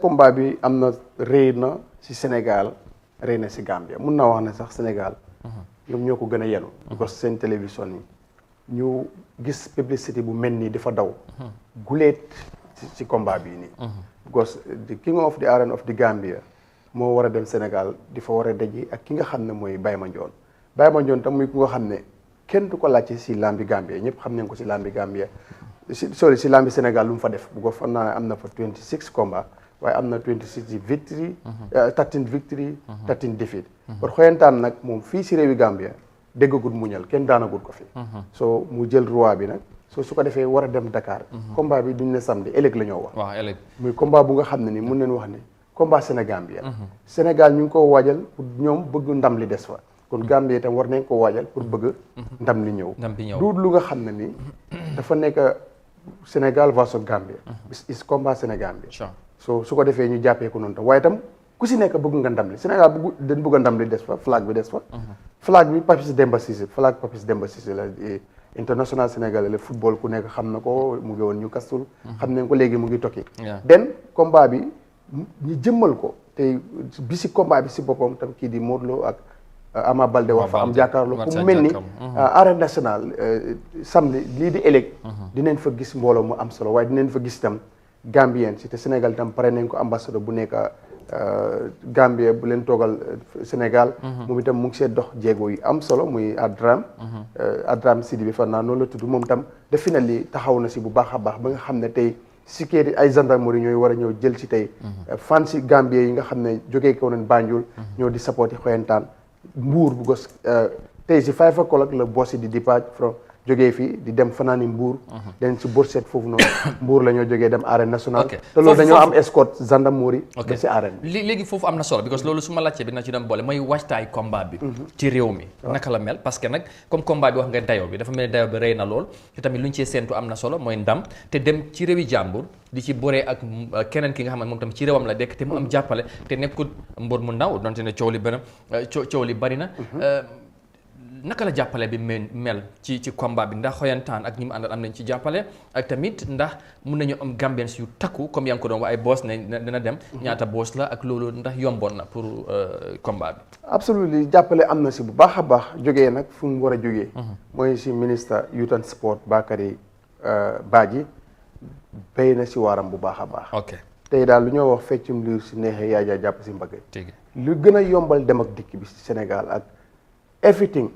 mun nañu wax ne si ministre bi la faaxee ko. def na si lu am solo loo xam ne nii. loolu leen doon xaar si moom. because wax dëgg yàlla $300. loolu leen laa jëndalee ticket bi nga war a duggee arène nationale. ku bugg a dem ku bugg a dem. te dañ ko ëppoon. foo bossis fees na am na ba léegi ñuy bind am nga Gambien dañ ko last minute. dem ba wax naa ko Sirif. dem neen si radio yi dem si télévision yi wax ba tay toog neen ba démb si guddi ku nekk dinaan dimbale ma bind ma mën a ko def last minute leen góom. fekk affaire yi fees na because 3 boss yi 30 people yi 60 people xam nga nit ñu bari ñooy dem ba pare seen dund seen lekk ak seen naan yëpp amul kenn ku ko see génnee def ko yëpp si la bokk Mbuur la ñoo dem fanaan door a dem si stade bi soo nekk na lu nga xam ne daal jàpp na si bu baax waaye nag mun neen wax ne tam président Barrow jàpp na si parce que ministre lépp lu mu def dafa neex président finally rek ci combat bi xam naa ne après combat bi nañ ci gën a mun a waxaat waaye léegi roi des arènes man king of the arena bu Gambia war a dem Sénégal du ci boole ak keneen ki nga xamante du roi Sénégal léegi est-ce que combat bi lu ñu bëgg a mooy ndam waaye bu ci leneen amee mooy ñun suñu roi bi sénégalais ñoom ñoo koy jël foofu lay nekk wala lu mënta xew xoyantaan bëriwul roi pour moom du roi diggante moom ak bay ma ñoom pour mu leer ak tamit yow xam nga ñaari mbër yëpp xam nga xoyantaan yaa nga topp bañ ban yaakaar nga am ci combat bi ndam bi dana ñëw Banjul jos si tënk rek lii di combat royal. ok pour mu leer. combat bi amoon na fi on the 15 December 2019. mu yàqu. clarification la gars yi tuddee combat bi. ok dañoo dem pour leeral. biñ ko doon def fii teguñ ko. royal leeral bu ko xoyantaan ku muy bëreel mu nekk royal. dafaa nekk kooku si biir réew mi fii. ok so loolu pour mu leer ñëpp. ne demuñ pour bëree combat royal. ok because duñ ko mën a dem bëree combat royal. roi Gambie dem nekk Dakar loolu dat kan possible. loo xel mën ko nag. loolu saay nañ ko fenn am na defuñ toogu bi defuñ baxana bi. ok dañ waroon a dajee fii. waaw ñu mayoon chance bàyyi ma njoon mu ñëw fi combat bi yàqu 15 December 2019. combat bi farut am léegi ñu ngi koo leeralee Dakar. waa Dakar neen ko ne foofu la combat bi di yàqu waaye di fii. ëllëg la nag. ok wax naa ne loo bañ mu agsi bu ko jàppal bis. absolument so loolu agsi na. combat bi am na dayo bu baax. bàyyi ma njoon du bër bu ndaw. ku nekk xam na ko tey ku nekk roi de arène Sénégal muy Modou Lo am naa ak moom tàkkusaan su nga xam ne nii. jiixi jaaxa amoon na. jiixi jaaxa ba tey moom jàpp ne ba tey moom jàpp ko daan. yes am na fi ñu bëree bëri bu ko comme ni ma la ko waxee 26 combats au 27 bi. benn dafa am 14 défaites au 40 victoire so gaynde la. te bëggul si boppam dara. mun na xeex mun na bëree bot nag mu ngi ñi ngay wax ne mu ngi xaw a magee tuuti. waaye combat bi am na lu mu ko jaral. lu tax mu jaral ko dafa suulu si làmb. bëgg na génn. te combat bi dayee bu ko Sénégal jox. dafa mel ni moom. mun na see feeñaat te opportunité boobu la si am. it's very important foofu tam mu teg si bakkanam bi ñu daaneel waaw xoyantaan moom. combat bi dina ko yóbbu fu sori. bu ko immediately su daanee Baye Mandione. balaa ma faa jógee manager bi dina ko sign ak beneen. ak may tamit lambi Gambie. waaw may tam lambi Gambie parce que dafa fekk lambi Gambie tam. nekk fu nga xam ne nii. dafa jaxasoo nekkul di dem lu war a ba December. lamb amatul Gambie lamb amatul Gambie. waaw pour mu soo mun naa am su amee ndam. xol yi dineen dellu seen amaat cofeel si lamba. ba pare axlu lamba o stakeholder lamba. seen xel dina ñëwaat ak promoteur si dellusiwaat si lamba. pour ñu mun a organise lamba si réew mi. ko right now nii. lamba December bi daf doon bëri promoteur di ñëw. ku nekk di njëkkalante pour am bëri bu right now amu fi moo tax moom. Gambien si dañ ko war a ñaanal pour mu daan ndax suñu làmb mun ko suqale te Amadou làmb dafa bokk si lu mën a dimbale ndaw pour mu am liggéey bu ko junnee ndaw dañ see bénéfice soo moo tax nguur gi tam war na see jàpp incha allah yàlla ñu yàlla may ndam bu ñu mayee ndam incha allah bu ñëwaatee te nag président Barroso dina la invite manager bi xoyantaan ci boppam fekk moom tam mu am ndam mu ñëw mu toog ñu waxtaan lu bari ci làmb te bu amee ndam nag flag bi président Barroso moo koy réussir absolument macha allah tey ajuma ñu jàpp ci kuréel yi ci jumaay ñaanal ko yàlla may ñu ndam ndaw bi ñu Banjul suba Christmas tamit gars yi ñaan ñëpp coo ci ñëpp boole ci ñaan yi pour Gambie am ndam suba incha allah mu nekk lu am solo su ko defee gannaaw loolu ñu war a continuer jotaay ba léegi dañoo jël beneen break ñëwaat dalal suñ gan ñu war a waxtaan li nga xamante ne mooy leneen li amati solo doomi Gambia di war a launch book incha allah ci réew mii foog naa ne dayo bi coow li ak nii nañ ko déggee dana gën a leer ci kanam tuuti te foog naa ne yàgg nañoo launch ci book ci réew mi Gambia nekkul lu bees waaye bii ak nu moo amee ak ñu see séntu macha allah soo leen bëggee xam kan la ak naka la ngeen xaar ñu ñëwaat. Amadou Amadou tuuti balaa gars yi di dem làmb ji benn télé di ko génne. waaw ok ku ko génne kóot la da nga koy jënd tuumante. waaw waaye nag ku ko bugg a seetaan Eyeafrica du ko génne de. bon ñun dinañ jënd code bi génnee télé fii pour ku ko bugg a seetaan. mun nga ñëw Eyeafrica seetaan ko waaye waxul na nga toog sa kër seetaan ko parce que benn télé du ko génne. waaw ok waaye ñun dinañ jënd code dugal ko si suñ télé yi ba pare pour dimbale si askan bi ñu ñëw seetaan ko Eyeafrica. fii nii waaw fii nii waaw waaye benn télé du ko génnee pour mu leer. kon bu ko làmba ji léegi business la. kon de suba seetu leen ay gan bi ko xam naa ñu nekk si koñ bi ñu bëgg a làmb. waaw waaw jërëjëf dem ñëwaat léegi incha allah. yes that's all.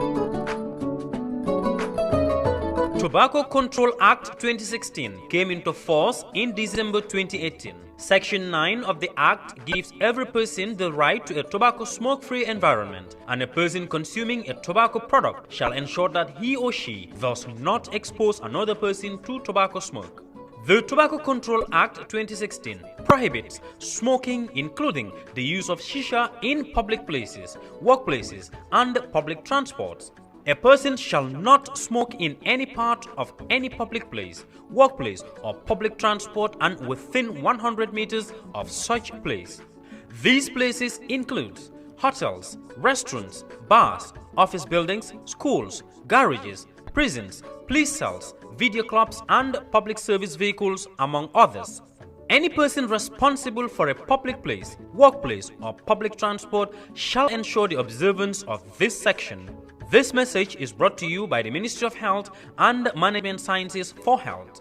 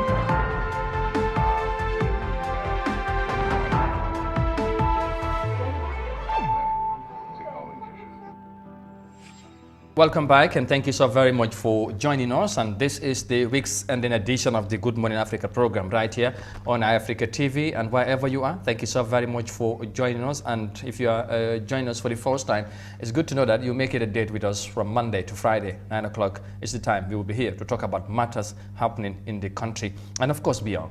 And after the break, we should be now talking about some very important matters, that is a book launch. Of course, like I said, we would extend or widen the discussion both in English and of course in the local language as well, because our guest is here to tell us more about his book launch and what we are to expect and all that. What Lamin H. Al Musaf of course is launching his book on the 7th of January, don't judge the book by the cover. And the preparation has been ongoing, and we will want to discuss on that. Of course, discuss about the book, some of the areas that you have touched or written in the book as well. But also, what should we expect from the launch of the during the launch of this very important book. su ko defee kon ni ma ko waxee ci programme tey suñu gan bi yegsi na ki nga xamante ne Modou Lamine Aj Al Moussaf Sow moom moo nekk suñu gan bi mu ngi war a nag daloo book bi nga xamante ne def ko binda téere bi nga xamante ne mooy bu am solo li nag nekkul njëlbeen yoon bon just pour xamale leen ak ki nga xamante ne mooy suñu gan bi just to briefly tell you about the man we are about to talk to as far as his book launching is concerned. Like I said, his name is Modou Lamine Aj Al Moussaf Sow, and of course well, he has started writing at the age of 14 and won the best prize for young Gambian writer of the year in 2019, and is the WAC literature or laureate for children's literature 2019 as well. In May 2021, he won the first prize award for his poetry book, Africa, Not Africa, which we also talked about. We welcome and discuss about it, and all the winning writers award based in Atlanta, USA. And Modou Lamine also has published books in the USA, Canada, and Nigeria, and was featured in the Tawawiza, an anthology book of 24 African non-fiction stories published by the African Writers Development Trust during the Pan-Africa Writers Residency, sponsored by the EU, held in Nigeria and Kenya. So his poetry book, Africa, Not Africa, won the winning Writers Award on May 2021. So he has a long list of pedigree. I can tell you, I've done so much in writing, but because of time, we will just tell you a bit about that. And by the way, he was also born on the 7th of January 1990 in Bakau, Newtown, the Gambia, West Africa. Mr. Sow, good morning, and thank you so very much for joining us. Good morning, Africa, and thank you very much, Mr. Kante, for the very warm invitation. I am much obliged and all gratitude to be here again. It's my honor and distinct privilege to join the program. Yeah. All right, great. And like I said, we would start in English, and eventually we also switch in the local, because we want Gambians to be better informed about the book he's about to launch. But before we get to the launch of the book, just as I have said, you have a very interesting background so far, in as much as you are very young, but you have made some historic moments as far as literature and writing is concerned. Probably you just want you to remind our viewers, you started writing at the age of 14, but how did you start? And how did the inspiration came about that involved you in writing? For people that are watching or seeing you, maybe meeting you or seeing you for the first time, to know how the journey started. Yeah. Thank you very much. I started writing at the age of 14 when I was old enough to spell. What compelled me to write Don't Judge the Book by the Cover at the age of 14 was a divine inspiration, because I drew my inspiration to write that book at the age of 14 when I was sent out of the class by my literature teacher for not having the book Great Expectations, written by Charles Dickens. Okay. So I sat down in the school garden. I premeditated. I thought quite enough that, this is a foreign book. Yeah. Why are Africans, especially Gambians, not using Gambian books in schools? So I told myself, I am going to write a book. Okay. It was just a joke. I was very young at the age of 14. But I went to bed, I dreamed that I wrote a book, and I presented it to people, and they cried vehemently. I said, it was just a dream. I had the dream for the second time, for the third time, and I can remember the title of the book.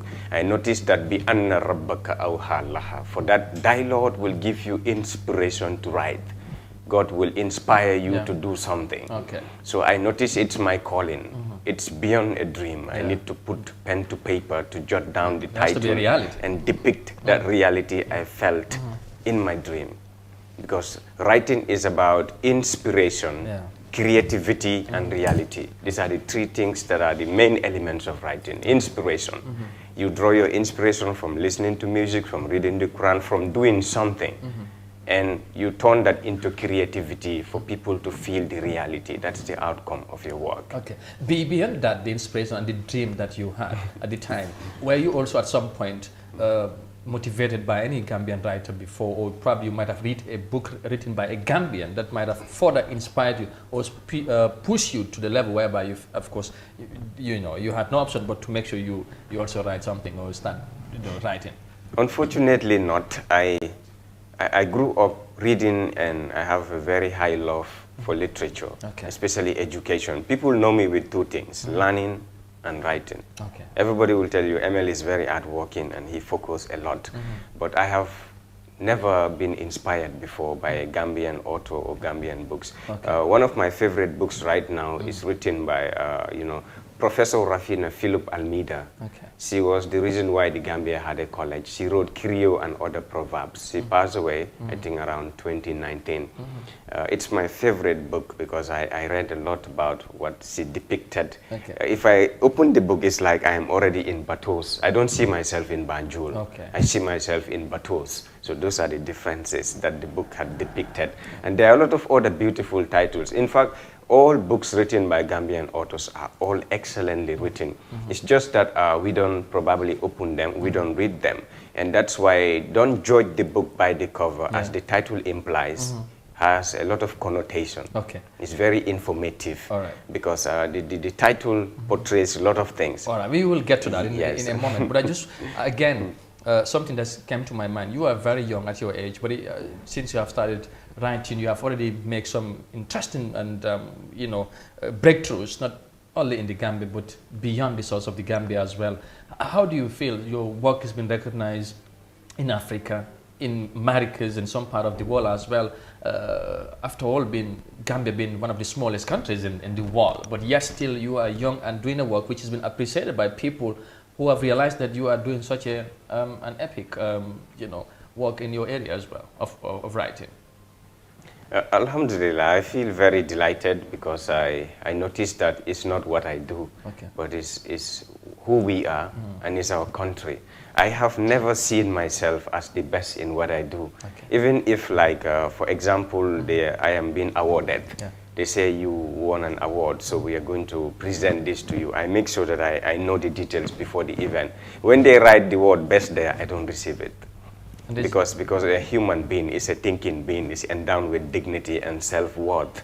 And the moment people started calling you best, you have that pride in you. You feel like you're better than everybody.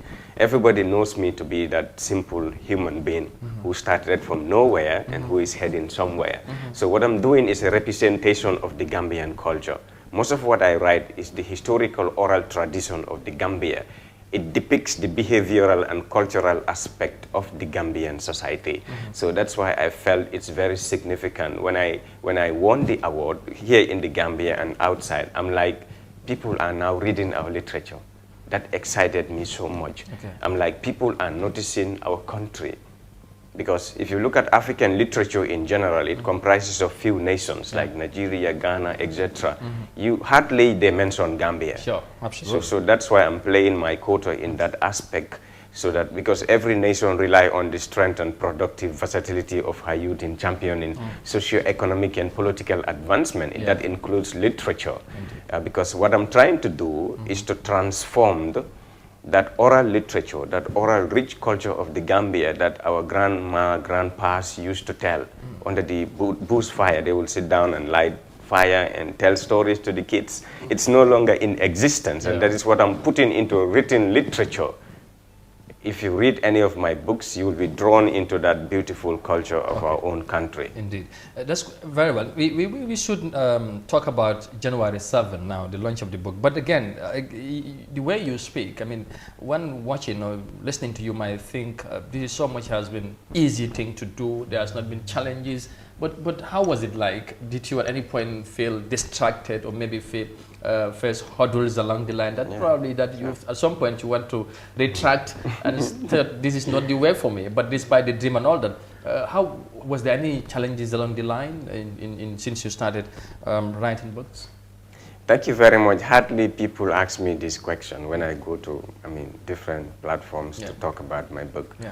But I give credit to you for being very professional in that aspect. Thank you. I am going to be very explicit. I face a lot of issues and challenges.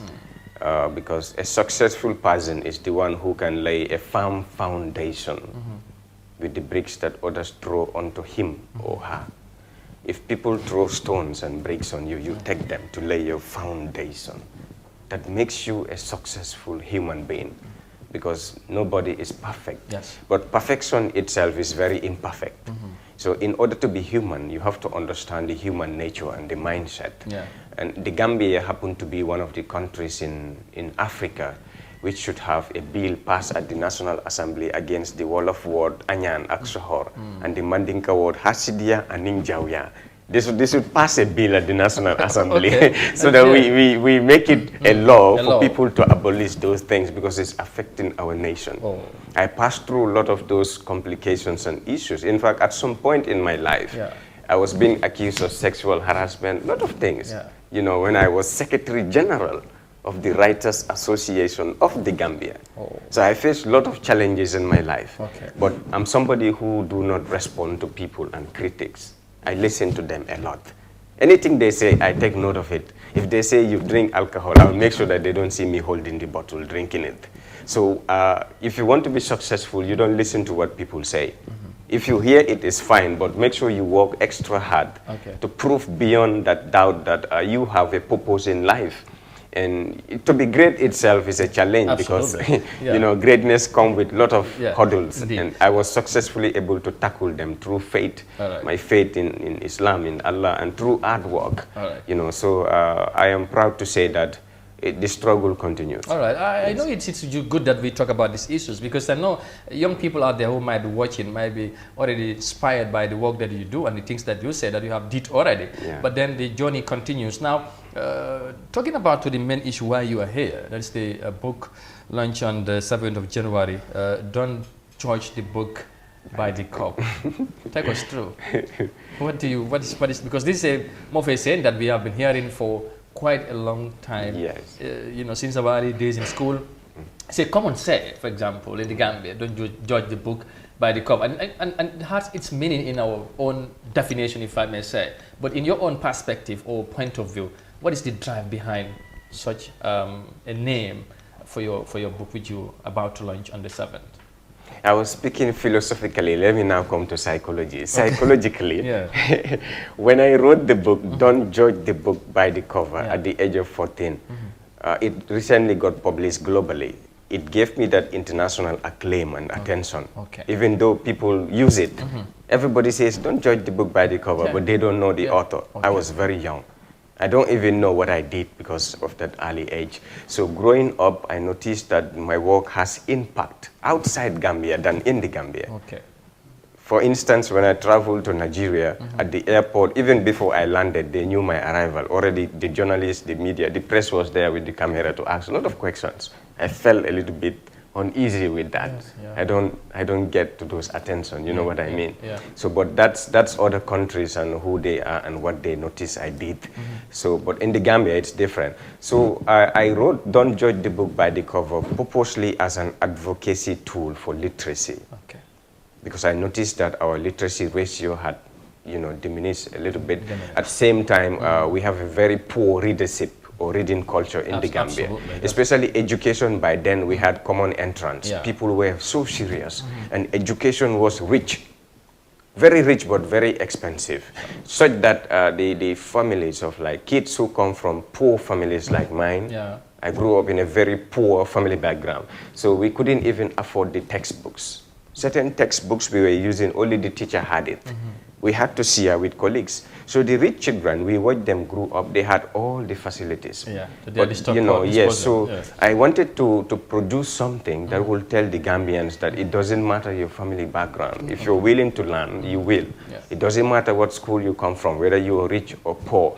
I always strive from that early age, since I was young, to make sure that we learn, we respect knowledge and wisdom and literacy.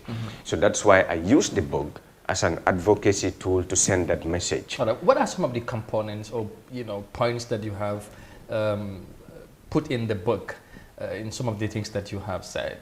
I want you to, I know of course when the book is launched, we wouldn't want to go into much details as to what is in the book exactly, because we would want to wait for the very day. But take us some of the things that you explained or narrated in the book. Actually, the book focuses more on African societies, African mindset and perspective. Growing up in an African society from a family background, and you lack all the opportunities in life to learn beyond that. The book is a response to Western criticism and Western adoption of cultural education and system they infiltrated in Africa. Like intellectually, I sat down, I made a research. I am responding to the white people and their kind of education in my book. It's like a debate. I am now replying to my opponents. Because what I noticed since I was young is that the education system in Africa helps us to remember. It does not help us to think. That is why you go to school, they tell you, when did Mongo Park visit the Gambia? Absolutely. Why should we know that? Because it's helping us to remember.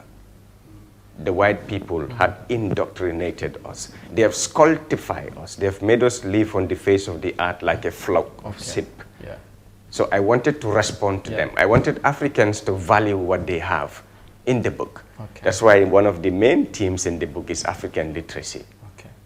You understand? But at the same time, I decided to use names like Fatu, Aisatu, Mrs. Sanyang. All those characters in the book are typically Gambian. To Gambianize some of the things that to depict our beautiful culture and beautiful places to the outside world, but at the same time responding to Western education system, because the system of education that's been in existence from post-independence to now mainly focus on academics, book knowledge. Not vocational skill education. We don't value that in this country.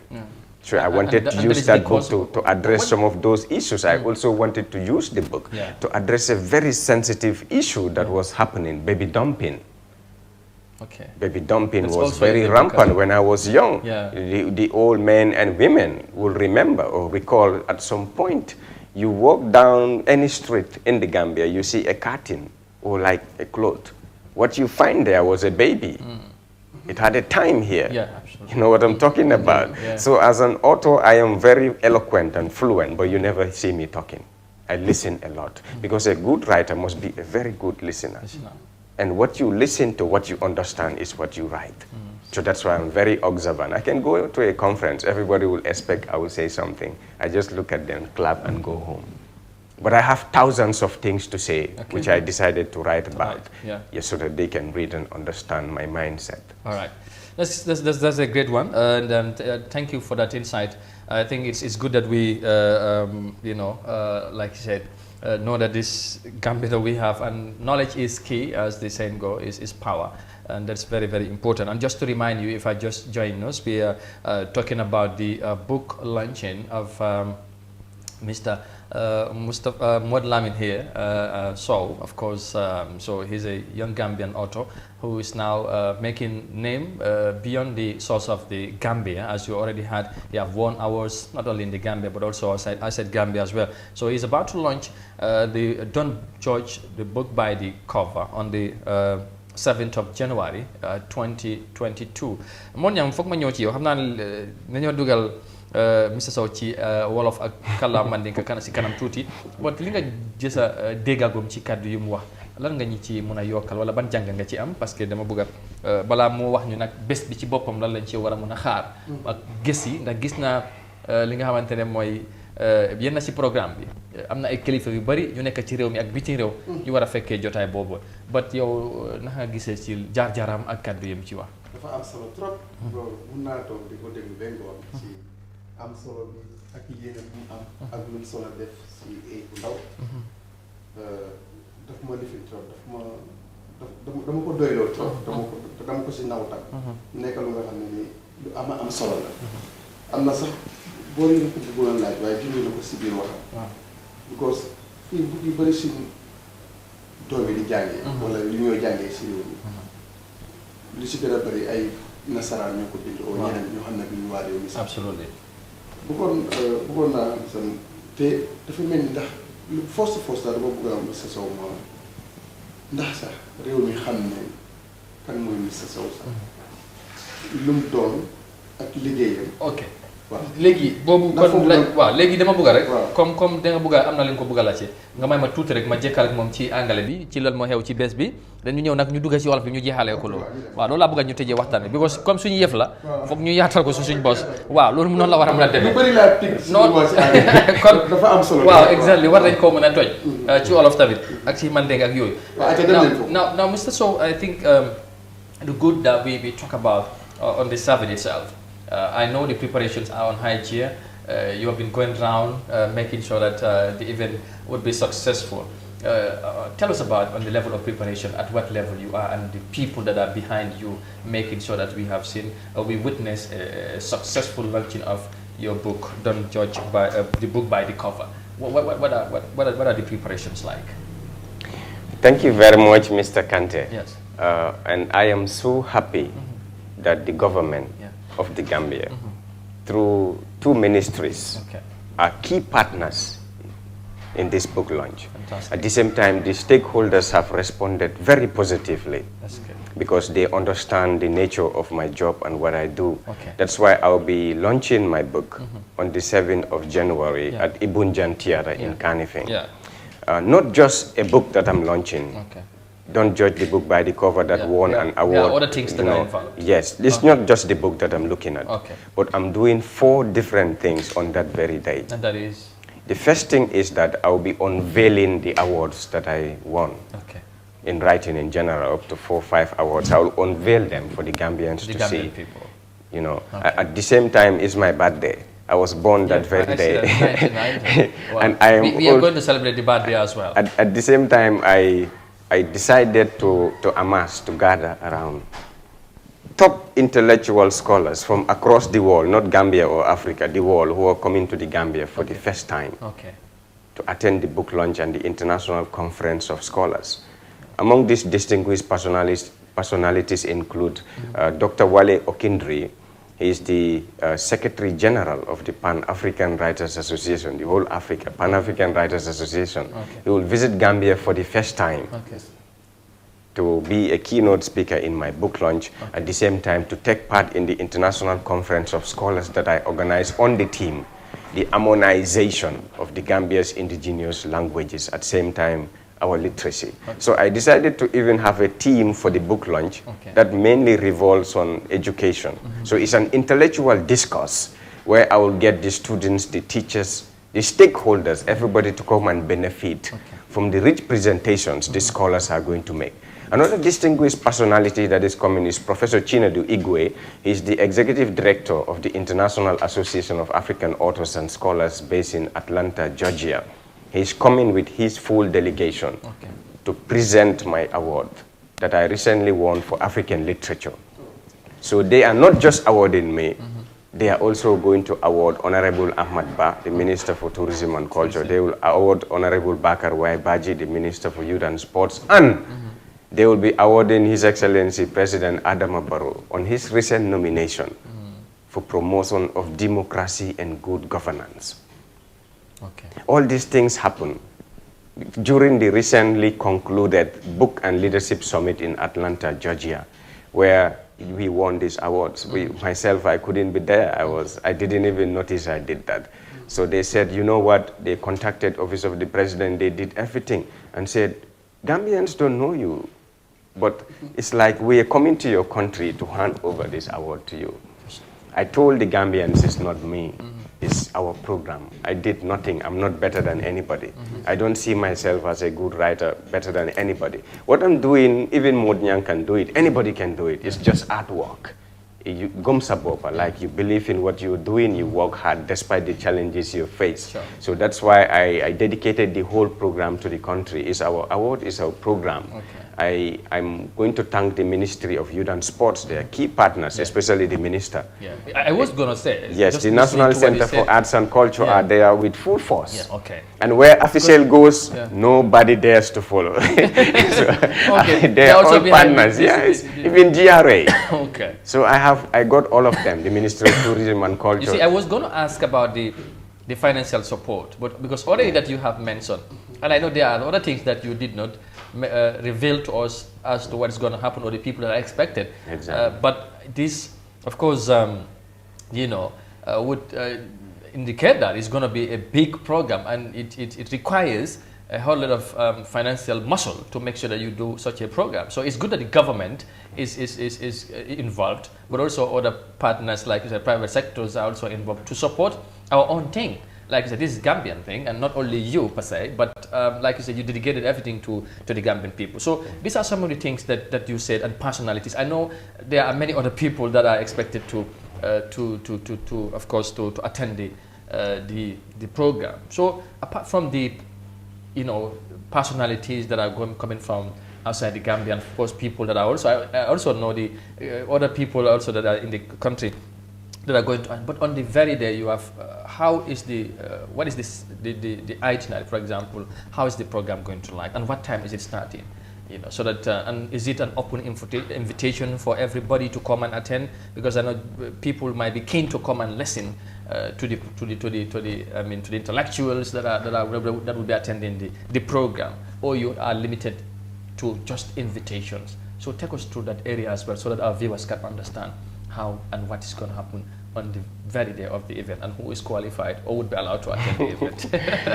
Basically, everybody is invited to the program to support. I noticed that Gambians don't support book launches. They don't even attend book launches, even if they are free. So this time I decided to attach a fee, a cost there, because I know when it is free, they don't even come. So, but initially when I received the response that I won an award, I thought I could launch that same book at the same time unveil the award. So I was just thinking small. But when it went beyond me, other people had to be involved. I said, you know what, this is Gambia. I don't see myself, even though I'm the root cause of it. I'm the reason why there are awards and all those things. They're coming to award other people as well. But I felt that that is not the aspect of the program. The aspect of the program is for the Gambians to come and see what they have. So that's why the event is going to start 4 p.m. It's between 4 to 7. So we have a whole lot of things to do. The first session of the program, because it's divided into two, the first session is the International Conference of Scholars, which is taking place from 4 p.m. to 5 exactly. So that is the International Conference of Scholars, where the various scholars coming from different parts of the world will come and present their papers on different topics revolving around the theme and education. Different scholars, including, we have Professor Anita Job, who is the Executive Director of the African Roots Heritage Foundation in Michigan, will be here. We have presidents of Writers Association from Ethiopia, Ghana, Nigeria, Senegal. They are all coming. So these are top personalities, top scholars who are coming purposely for the book launch, for the international conference to present papers. So that's why the media, the school children, everybody watching me should be there. But we have tickets, very cheap. The advance tickets are just $200. It's at the gate $300. Our VIP is $500. Initially, that was what I planned. And as time goes on, who knows, maybe the government might say, you know what, so make it free, in fact, so that everybody will attend. So that they can solve every thing that is necessary. Exactly, because the reason why I decided to make it that way is because they don't even buy books. Many Gambian authors will launch books. They make a lot of losses. People don't even buy. So I was thinking along that line to say, you know what, let me just make tickets so that at least the little I will put in, I can gain it back. Because I was the one footing the bill. I did everything all by myself at the initial. But when they received the news that, look, we contacted Office of the President, this and that is happening, obviously, I have to be working with them. It wasn't you alone. It wasn't me, so obviously. That's wonderful. So the second part of the program would be... Yes, the second part, because I said it's divided into two. The second session of the program is the award ceremony and book launch. So the book launch will happen. And alongside, we have the award ceremony where we will unveil the awards. And then, Great. Fantastic. I think it cannot be better than that. So I would just have to say once again to encourage all Gambians to come out in their large numbers to support our Gambian brother, support our very own thing, support what we have. I think that is very, very important. At this juncture, I would like us to quickly summarize in Wolof as well. Monyang would have 1 or 2 questions to answer for better clarity as well for our viewers, everyone to understand what we are talking about. Su ko defee ñu tënk rek Monyang ci luñ doon wax mooy book bi nga xamante wala téere bi nga xamante ne war nañ koo daloo ci réew mi juróom-ñaari fan weeri janvier mooy weer bii di ñëw ci at bu bees bi nga xamante ñu ngi koo waajal incha allah Modou Lamine Sow def ko mu nekk nag li am solo yaa ngi doon sànq rek wax ne dañ ko naw daal wala dañ ko ci taxawaayam ma bàyyi la ak moom ci amee loo ko lacce ci programme bi nu moo demee ñañ nañ ci séntu ak yow noonu dañ si ko defee balaa ñoo bàyyi ñu tëj affaire solo beneen yoon ci fi ngeen daanale dafa am solo bu baax ak nu mu ko waxee mu nekk koo xam ne ni sax xam naa biñ contacté State House dinañ laajte kan mooy kan loolu nag baaxi Gambia la moo taxoon si njëlbeen ma doo ko doon laajte Gambia am nañ lu foor waaye xamuñ ko te am nañ ñu baax waaye xamuñ leen gos dundee gëstu seen mbir mu ko doon laaj ndimbal waaye xam nañ wax na ndimbal fu mu jógee waaye loolu si English la ko wax si bis bi ko loo gën a am nañu si jàppa gos du liñ si def dafa rëy gan ñi ñëw ñooñu ay ñu am ndombo tànk yi mag leen war a dal ci ay hôtel war a dal ci ay hôtel ak yu mel noonu so yooyu yëpp ak comme nu mu nekk di explain léegi ñu jàpp si combat bi si façon yooyu noonu tamit moom la waaw jërëjëf yaakaar naa man sax olof ak soose laa gën a dégg suma làkk boo xam ne man pël laa waaye dégguma pël waaye armi warima boobu dégg naa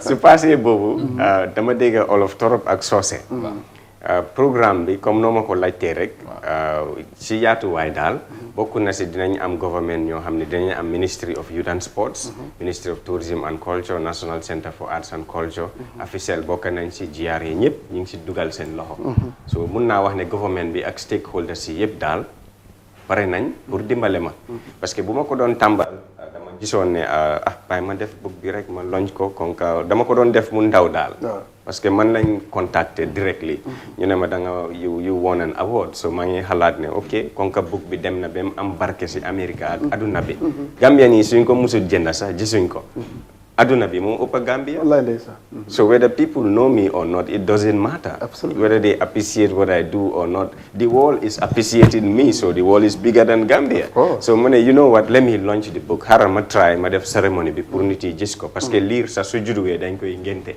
ñu jox ko tur book bi def naa tur ak yëpp waaye ngéntewuma ko pour Gambien yi gis ko yàgga nañ koo dégg nag waaye musuñ xam ne sama ko binda ma ne léegi kon foog naa ne waxtu jot na ma ngénte ko bu ko defee nit ñi mun koo gis tam ñu mun koo jënd xëy na sax am na ñu bugg a jënd book bi si loolu bu ma doon taxawaayal programme bi rek maa ngi doon xeeb suma boppa torop di def tuuti xam nga loo mun sa doole fu mu em waaye bu ma demee gis ne ñii suñ ñëwee dañuy fanaan si hôtel dinañ def lu bari si laa ne kon xaral ma wax gaay lu xew ma explainal leen ñoom tam ñu ne ma Sow de yàgga nañ laa gis yàgga nañ laa séentu yàgga nañ laa gestu ñu bari xam nañ sa jaar-jaar ak foo commencé sore na ba foo nekk nii te ku yàgg si teen baag fekk la fa lu gën a neex si liggéey mooy loo xam ne da nga ko mun mu leer la set nga yàgg di si liggéey ba nga si am ndam kooku borom dañ ko war a gërëm nekkul da nga jóg rek nga def dara waaye da nga si sonn tamit loolu daf si am barke loolu moo waral maa ngi gërëm ñëpp ñoo xam ne dugal nañ ci seen loxo ak ñu si ñëwaangut sax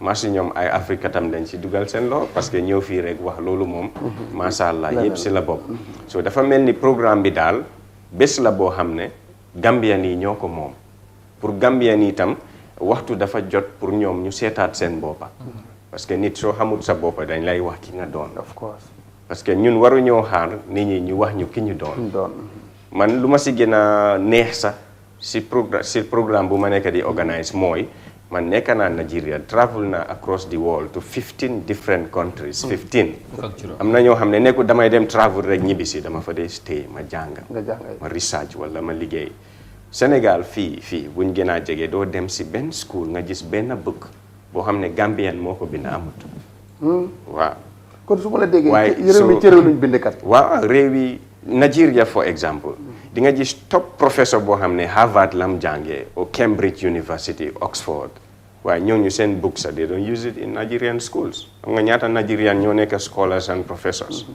book yooyu lañ fonka loolu la ñooy jàng loolu lañ xam loolu mooy seen aada waaye ñun fii da ngay dem si school bi bu ma nekkoon grade 12 bokka na si Nigerian book bu ma jànga Women of Owu si final exam laa la wax de grade 12 ñu ne ma describe the Apomu market in Nigeria loolu dama ko dee xool ne nit su ma waxoon describe black market in Serekunda or Albert market in Banjul loolu jarut ma study loolu si ñun lam bokk so moo tax Nigerian yi worst exam or any exam daf dee yomba si ñoom Gambia du leen mën a raw it's not possible because ñoom loolu dafa bokk si ñoom dafa xam ne seen aada la daal jama understand so loolu laa bëgg a Gambian yi ñu fonka ñu gis waxuma ne foreign teachers waruñ koo am waxuma ne foreign books waruñ koo use waaye comme yeneen réew yi luñ def ñu def ko ñu am seen book policy of a country ñu dooleel luñ moom si book policy bi mooy ñun daal fonka nañ ay book ak ay foreigners yëpp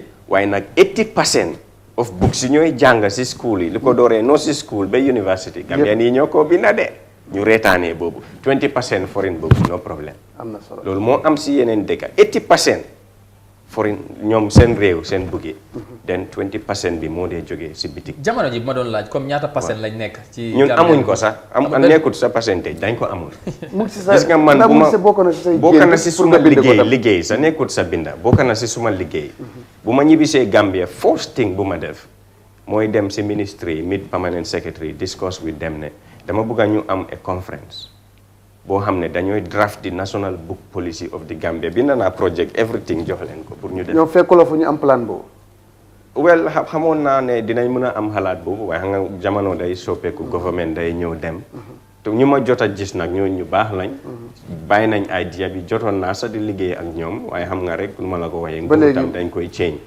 waaye xam naa ne suñ ma nekkee ko change programme bi mu ngi fa ministre waaw loolu lu am solo la si réew parce que man dama notice ne Gambia problème bi we don't have a book policy so loolu suñ demee ba taxawal ko fii dinañu help a lot waaye rafet nga njort na on the 7 bi mun na tax nguur gi gën a bàyyi xel waaw bindikat si réew mi gën a bàyyi xel tam njàngum réew mi parce que tam dafa baax trop pour sa waa réew ñi leen di jàngal seen aada ak seen cosaan dina yombal njàng mi Amadou ba gis nga lu mu ko waxee su fekkoon ne tey bindoon neen lu black market binde si biir exam ñu la loolu day yomb waaye bu ñu la bëggee wax nag marché bu nekk Abuja te demoo fa dafa xaw a métti xanaa lu ñu la jàngal si book bi ñu ne la nii ak lii la mel ko waaye xam-xam bi ci boppam doo xamuloo ko parce que su demuloo fa kon on dit bi mun na rafet njort na daal xelit ne gën a bàyyiwaat xel lu ma ci jàngee si kàddu yi mu wax mooy dafa jot pour ñu gën a dooleel luñ moom parce que loolu dafa am solo nit nag balaa ngay ne fa loolu dafa am solo te gis nga ñu ne benn réew du développe bu fekkee yow li nga moom dooleel loo ko dooree ko ci làkk suñ làkk bi lu ñu war bind English mooy suñ national langue waaye bu doore ba ñu mën a bind suñ làkk yi dafay jafe pour ñu développe parce que ñu gën a développe ci àdduna wala ci Afrique par exemple dañu mën a bind seen làkk yi wax réew bu développe li ñoo gën a jëfandikoo seen làkk la ñoo gën a jëfandikoo loolu la làkk bi si la bokk waaye mën a bind ci làkk bi si boppam dafa am solo loolu dafa am solo parce que tey soo lee China ñoom ak Amérique mënuñoo juboo par exemple loolu la ñoom seen làkk dañ xam ne lii buñ sukkanee ci anglais bi duñ dem ñu dem bind seen làkk bopp Rwanda tamit ak yooyu soo dafa am solo mën leen am jot bu rafet ne on the 7 mun na am dina lu si gën a neex sax xam nga borom xam-xam ak ku xam ak kuy xamale ak njiiti réew bokkuñ dama la làkkal olof de dégg naa ko borom xam-xam ak ku xam ak kuy xamale bokkuñ borom xam-xam du xee borom xam-xam du diis borom xam-xam mooy ku jël xam-xamam di ko def si lu barke loo xam ne ñëpp dañ koy yëg bu ma demee ba gis ne book bi win na award ñi ngay ñëw fii si laa def International Conference of Scholars yi ñëw lu ma la nekk di wax nii lu ñuy waxtaan loolu laa def team bi pour ñu waxtaanee ko dafa mel ni man bu ma fa nekkutoon toog si kër bi sax man suma xol sedd na man suma liggéey def naa ko parce que ñooñu suñ demee ba di wax Gambien yi ak ni ñooy ñu fay nekka dinañ xam ne ndekete ñun daal waxtu dafa jot pour ñu def lii fekk loo xam ne la yàgg naa di ko wax dafa mel ni nga jël cuuraay nga def ko si ànd mu commencé di saxaar rek ñu jël ndox rek kopp ko ñëpp ne kenn du ko yëg waaye xam nga xeet bi moom kenn du ko mën a téye loolu nag moo ma dal man te aduna moo ëpp a Gambia te aduna xam nañ ko waaw aduna xam nañ ko léegi ñu jàppaleñ ma woo yëpp benn la ñoom dañ toll foo xam ne daal ñun ñoo war a xoolaat suñ bopp jàppale sax dafa war te dañ ci war a jàpp te foogoon naa man waroon nañoo dem ne Modou Lamine de dem na bem bind balaa moo am lii sax bind na book boo xam ne Ministry of Education ñoo ko approve pour xale yi di ko jàngal si school bi loolu rek waroon naa tax ñu ne xaral ñu jox ko kër xale ñu jox ko lii pour duñ ko gisee si bitik yeneen xale yi ñu ne man tam bëgg naa mel ni Modou Lamine waaye man gisuma nekkut ne suma yaay moo gën a sëy nekkut ma daaxa jàng ma daaxa binda man gisuma noonu suma boppa man dama gis ne dama am warguwaay si réew mi comme Eyeafrica ni ñooy liggéeyee si réew mi man noonu laay liggéeyee di binda is part of national development comme ni gars yi di wax rek ku ma si jàppale baax na ni ku nekk war ngaa seet lu ma defal suma réew waaye bul ne lu ma suma réew defal te ku nekk am na kon Amadou wax na lu am solo bu mu ko jàngatee wane na dafa ne bis bi dafa rëy dafa rëcc te réew mi dinañ si gis seen bopp comme ni mu ko waxee réew mi xamuñ lu muy def ba bitim réew xam nañ ko ba jox ko award loolu wax dëgg yàlla ndam lu rëy la moom leen tam dugal na si ticket gis nañ fi musique seen génnee benn album si time yi campagne bi di ko launch ñu jox ko $1 million nguur googu président boobu ministre bu aji si yooyu moo fi nekk kii lu mu def dafa rëy te dafa jaay ticket dañ ko war a jox fay ko nit ñi dem free pour nit ñi mën a déglu loolu tam absolument amul ticket in advance dañ war a seet lu mu print si ticket gars yi fay loolu parce que gis nañ fi bu yàggul rek ku launch album benn track la si wooyu président bi ñu jox ko ticket $1 million so why not this man why not this board mooy jàppale bi loolu am na solo su ko defee loolu xaar nañ ci waaye comme mu ne ñaari ministres yi ñu ngi ci biir am nañ ci yaakaar mun nañ ci am njort bu rafet léegi ñu bàyyi ko rek xam nga yow yaa koy dugal ci kàllaama soose am nga man moom suma soose bi mooy loolu man maa fi gën a dégg gaa yi soose waaw tënk rek xam naa ne lu ñu am si time sax bëreetul waaw mu tënk rek waaw ci kàllaama programme bi demee nu wiinee waaw bug bi waaye daal amul suñu réew mi de sooy toog di ko xalaat sa bopp bi day toj sax boobu dafa bëri si luñ tardé waaw kañ lañ koo dab mooy problème ñu ne ma bàyyi la yow nga laajte ko si soose bu yàmmatane non waaye saa yéen rek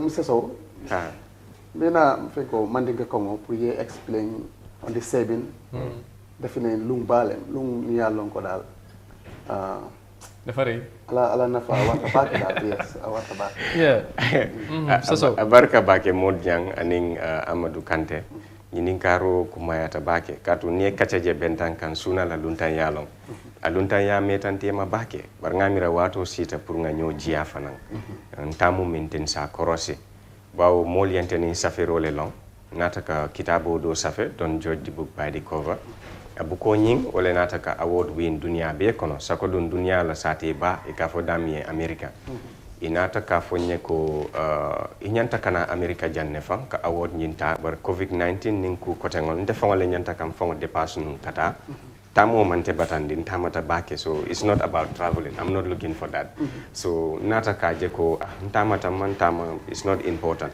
itol nata ka je fan nying nying award nyi win Gambia non ma nying kala mutade saintol fango binala le fo Gambia nga award dia yake wajiboti we will pay our flight tickets to come to Gambia just to present the award just to your country to know. I said okay then I will have to make sure that I will organize something like a ceremony ndefa namba bengo da mutala isaje Gambianol sinaje isaje award nyimma kala nyani sanna buko nyim fanan launch sinya killing wala nata ka bengo nying warande teng bare nata kaje ko nte damma kuta nyinti banku kolem banko dum fanan fanuta bake andu damma mo damma fango buka kuke ko be keno wala atinna man sakundani mo kotengol fanan commence ke buloni da dunje o betiyata bake katun niaji be ngabu ko nyin safe time o min ndo yata bake at the age of 14 for be mol yen lonku jamal la because pirinte fango yaje Gambia la fanna jang safero fondinkel bimbo konte ba safero ke kan do lafita ka ke fan wol fanan sulata demaro la ku follow ngaminke Olong, I founded the Young Writers Association of the Gambia. I'm the founder. I did that. I gathered all these people, you know, Umar Champion, Cham, Chorno, all those young poets. I started with them. I groomed them to make sure that we have that kind of society. Even though Hanibrinte Tamata Eba Kekan Wodiatanyal. So Obemu Kulet Mialo Tartana Doko Kono Nimbanko Kang, Mol. You know, groom ke makwe ka safiro ke kapanko doku fo bi jamano. Okay. You know, watomba min fola rek bawo programme on the 7 January lati. Malafi la mo be sa fundi. Pour ye dake programme to asone yata bake fo ba tiketo le sanna ba. Fo bina e buko le nyin sang, buko nyin fango chip ta bakele. Fo bina la jele buko nyin is just $400. It's very cheap. So more dol so afford no because ka buko dol sang is like a certa bakele. So but ntol mun tol fongo la buko lon tol le tamu abuko award win wala fila sa funti dem aro pour nga ñew mako e katu lon tangol min bina kan lon na ballem kunu kuma ballon dunia fanna bela so ni wol nyanta kana Gambia to nya ntol fanan ñanta kake wajiboti pour ni nata nan jang senna moy lay kuma kango min soto iba min fola ni sa kafuno nyamin katun o bantol la banko fon fanna yiru wandi la bake wo atarta wo kono nata ka fonta buko damma kulli la de ba International Conference of Scholars soto la wolon Gambia la lonnal be miliel londi tiol be kafula nyokan ntol la banko la problème fangu minti surtout ma nak karango la fannala isajen sang hakilol ning ideal fay nyokan pour saje fanna fanunde ka yiruwande wala yatina book launch ñing akumata bake mo be sa taraje absolutely yes abarka bake fogg naane lolu amna solo just on a final note in mandinkan wolof tamit if in case if there's anything that li nga bëgg a wax te laajte guñ la ko ak tamit ban yaakaar la nga am ci bés bi inshallah ak tamit you know lan ngay ñaax daal Gambien si pour ñu génn xam naa ne after the launching nañ ci ñëwaat bu yàggul tamit am na benn Gambien doomi Gambien kooku tamit ndaw la launch na book du ñàkk moom tamit mën nañ ko fi dalal after ñu waxtaan ak moom xale bu ndaw la moom tamit so loolu yëpp nekk na ay mbir yi nga xamante dañ ci war a bàyyi xel dooleel ñu mel ni day am solo ci réew su ko defee ne final note ci Mandinkan ñu tëjee ko ci English mon ña wala am na leneen loo ci bëgg a non fu na ñu bàyyi ko parce que time bi dafa jeex waaw mu tëj rek waaw fàttali nit ñi fan lañ koo loncee waaw fan la ak naka la ak tamit lan nga cee séentu daal jërëjëf loolu kontaan naa si lool programme bi ñu ngi ko defee Ibunjan Theatre Kanifing on the 7 January la ñooy def programme bi ku fa xamut mooy around football house ku fa dee opposite American International University si boor yooyu rek soriwut sax si stadium bi si boor boobu la Kanifing mooy football house bi waaw foofu lañ koo defee bés buñ koy def mooy on the 7 January mi ngi start 4 di dem si kaw daal the whole day dinañ fa nekk so dina baax nit ñi ñu génn comme ni ma ko waxee rek ñu nekk foofu we support each other mbaɗigol programme o bakela damin wolon Ibunjan Theatre ate ba damin wolon Kanifing ti e ka fo damin opposite GFF Gambia la football bungo ñaatilingo la anin American University man jamfañola anin stadium wala o mafango je mafango lon Kanifing mba kela wati min na wolon 4 o'clock ti kata santo you know mbatar la je pour que programme o ñim fanunde man na kumoo daa tawun na min na rek lu may tëjee suma wax mooy man gënuma kenn gënuma jàng kenn ëppuma kenn xam-xam nekkut suma yaay moo gën a sey kenn wala dama gis suma boppa as the best writer in this country déedéet man dama bokka rek si kuy koo xam ne yàlla daf ko dénka dara suma yoon la ma ne kon de dinaa si góorgóorlu ba nit ñi mun see am barke wala tin namba min ke kan kake atu man fesiya mota man kentele safiro no dunya beti wala Gambia be hani man ke o moti de mba min ke kan mo do fango sa keno fang ka tambinte fango ba min ke kan wala ya tinna am fana yaje kon tarta mol kono rek min ba banko do ku kan don sa kafu nga nyoma koy ala baraka bake. All right, thank you so very much for coming. So on a final note, what will be your of course closing remarks, you know, if you have any word of maybe that you want to send out to the Gambians, what would that be? Yes, my final words will be just to thank everybody who partners and who even intends to come in to support the program, starting from the Ministry of Tourism and Culture, Ministry of Youth and Sports, the National Center for Arts and Culture, AFICEL and GRA, individuals, you know, everybody, because it's like the government. Let me just say government. This shows that the government is supporting the youth. I'm a youth. Is supporting the youth, is supporting national development. This shows that the Gambia, what we do and what we are doing, our literature, our writing has benefits. Okay. So it's a stepping stone to something great in the future. Just a quick one. If anyone want to support, how can he reach out to you? Unless they reach out to me via my numbers or email, if I can leave them here, or I can read them. Yeah, give our number. 779-1631. That's my number, 779-1631. Or you send me an email on modlaminso1@hotmail.com. All right.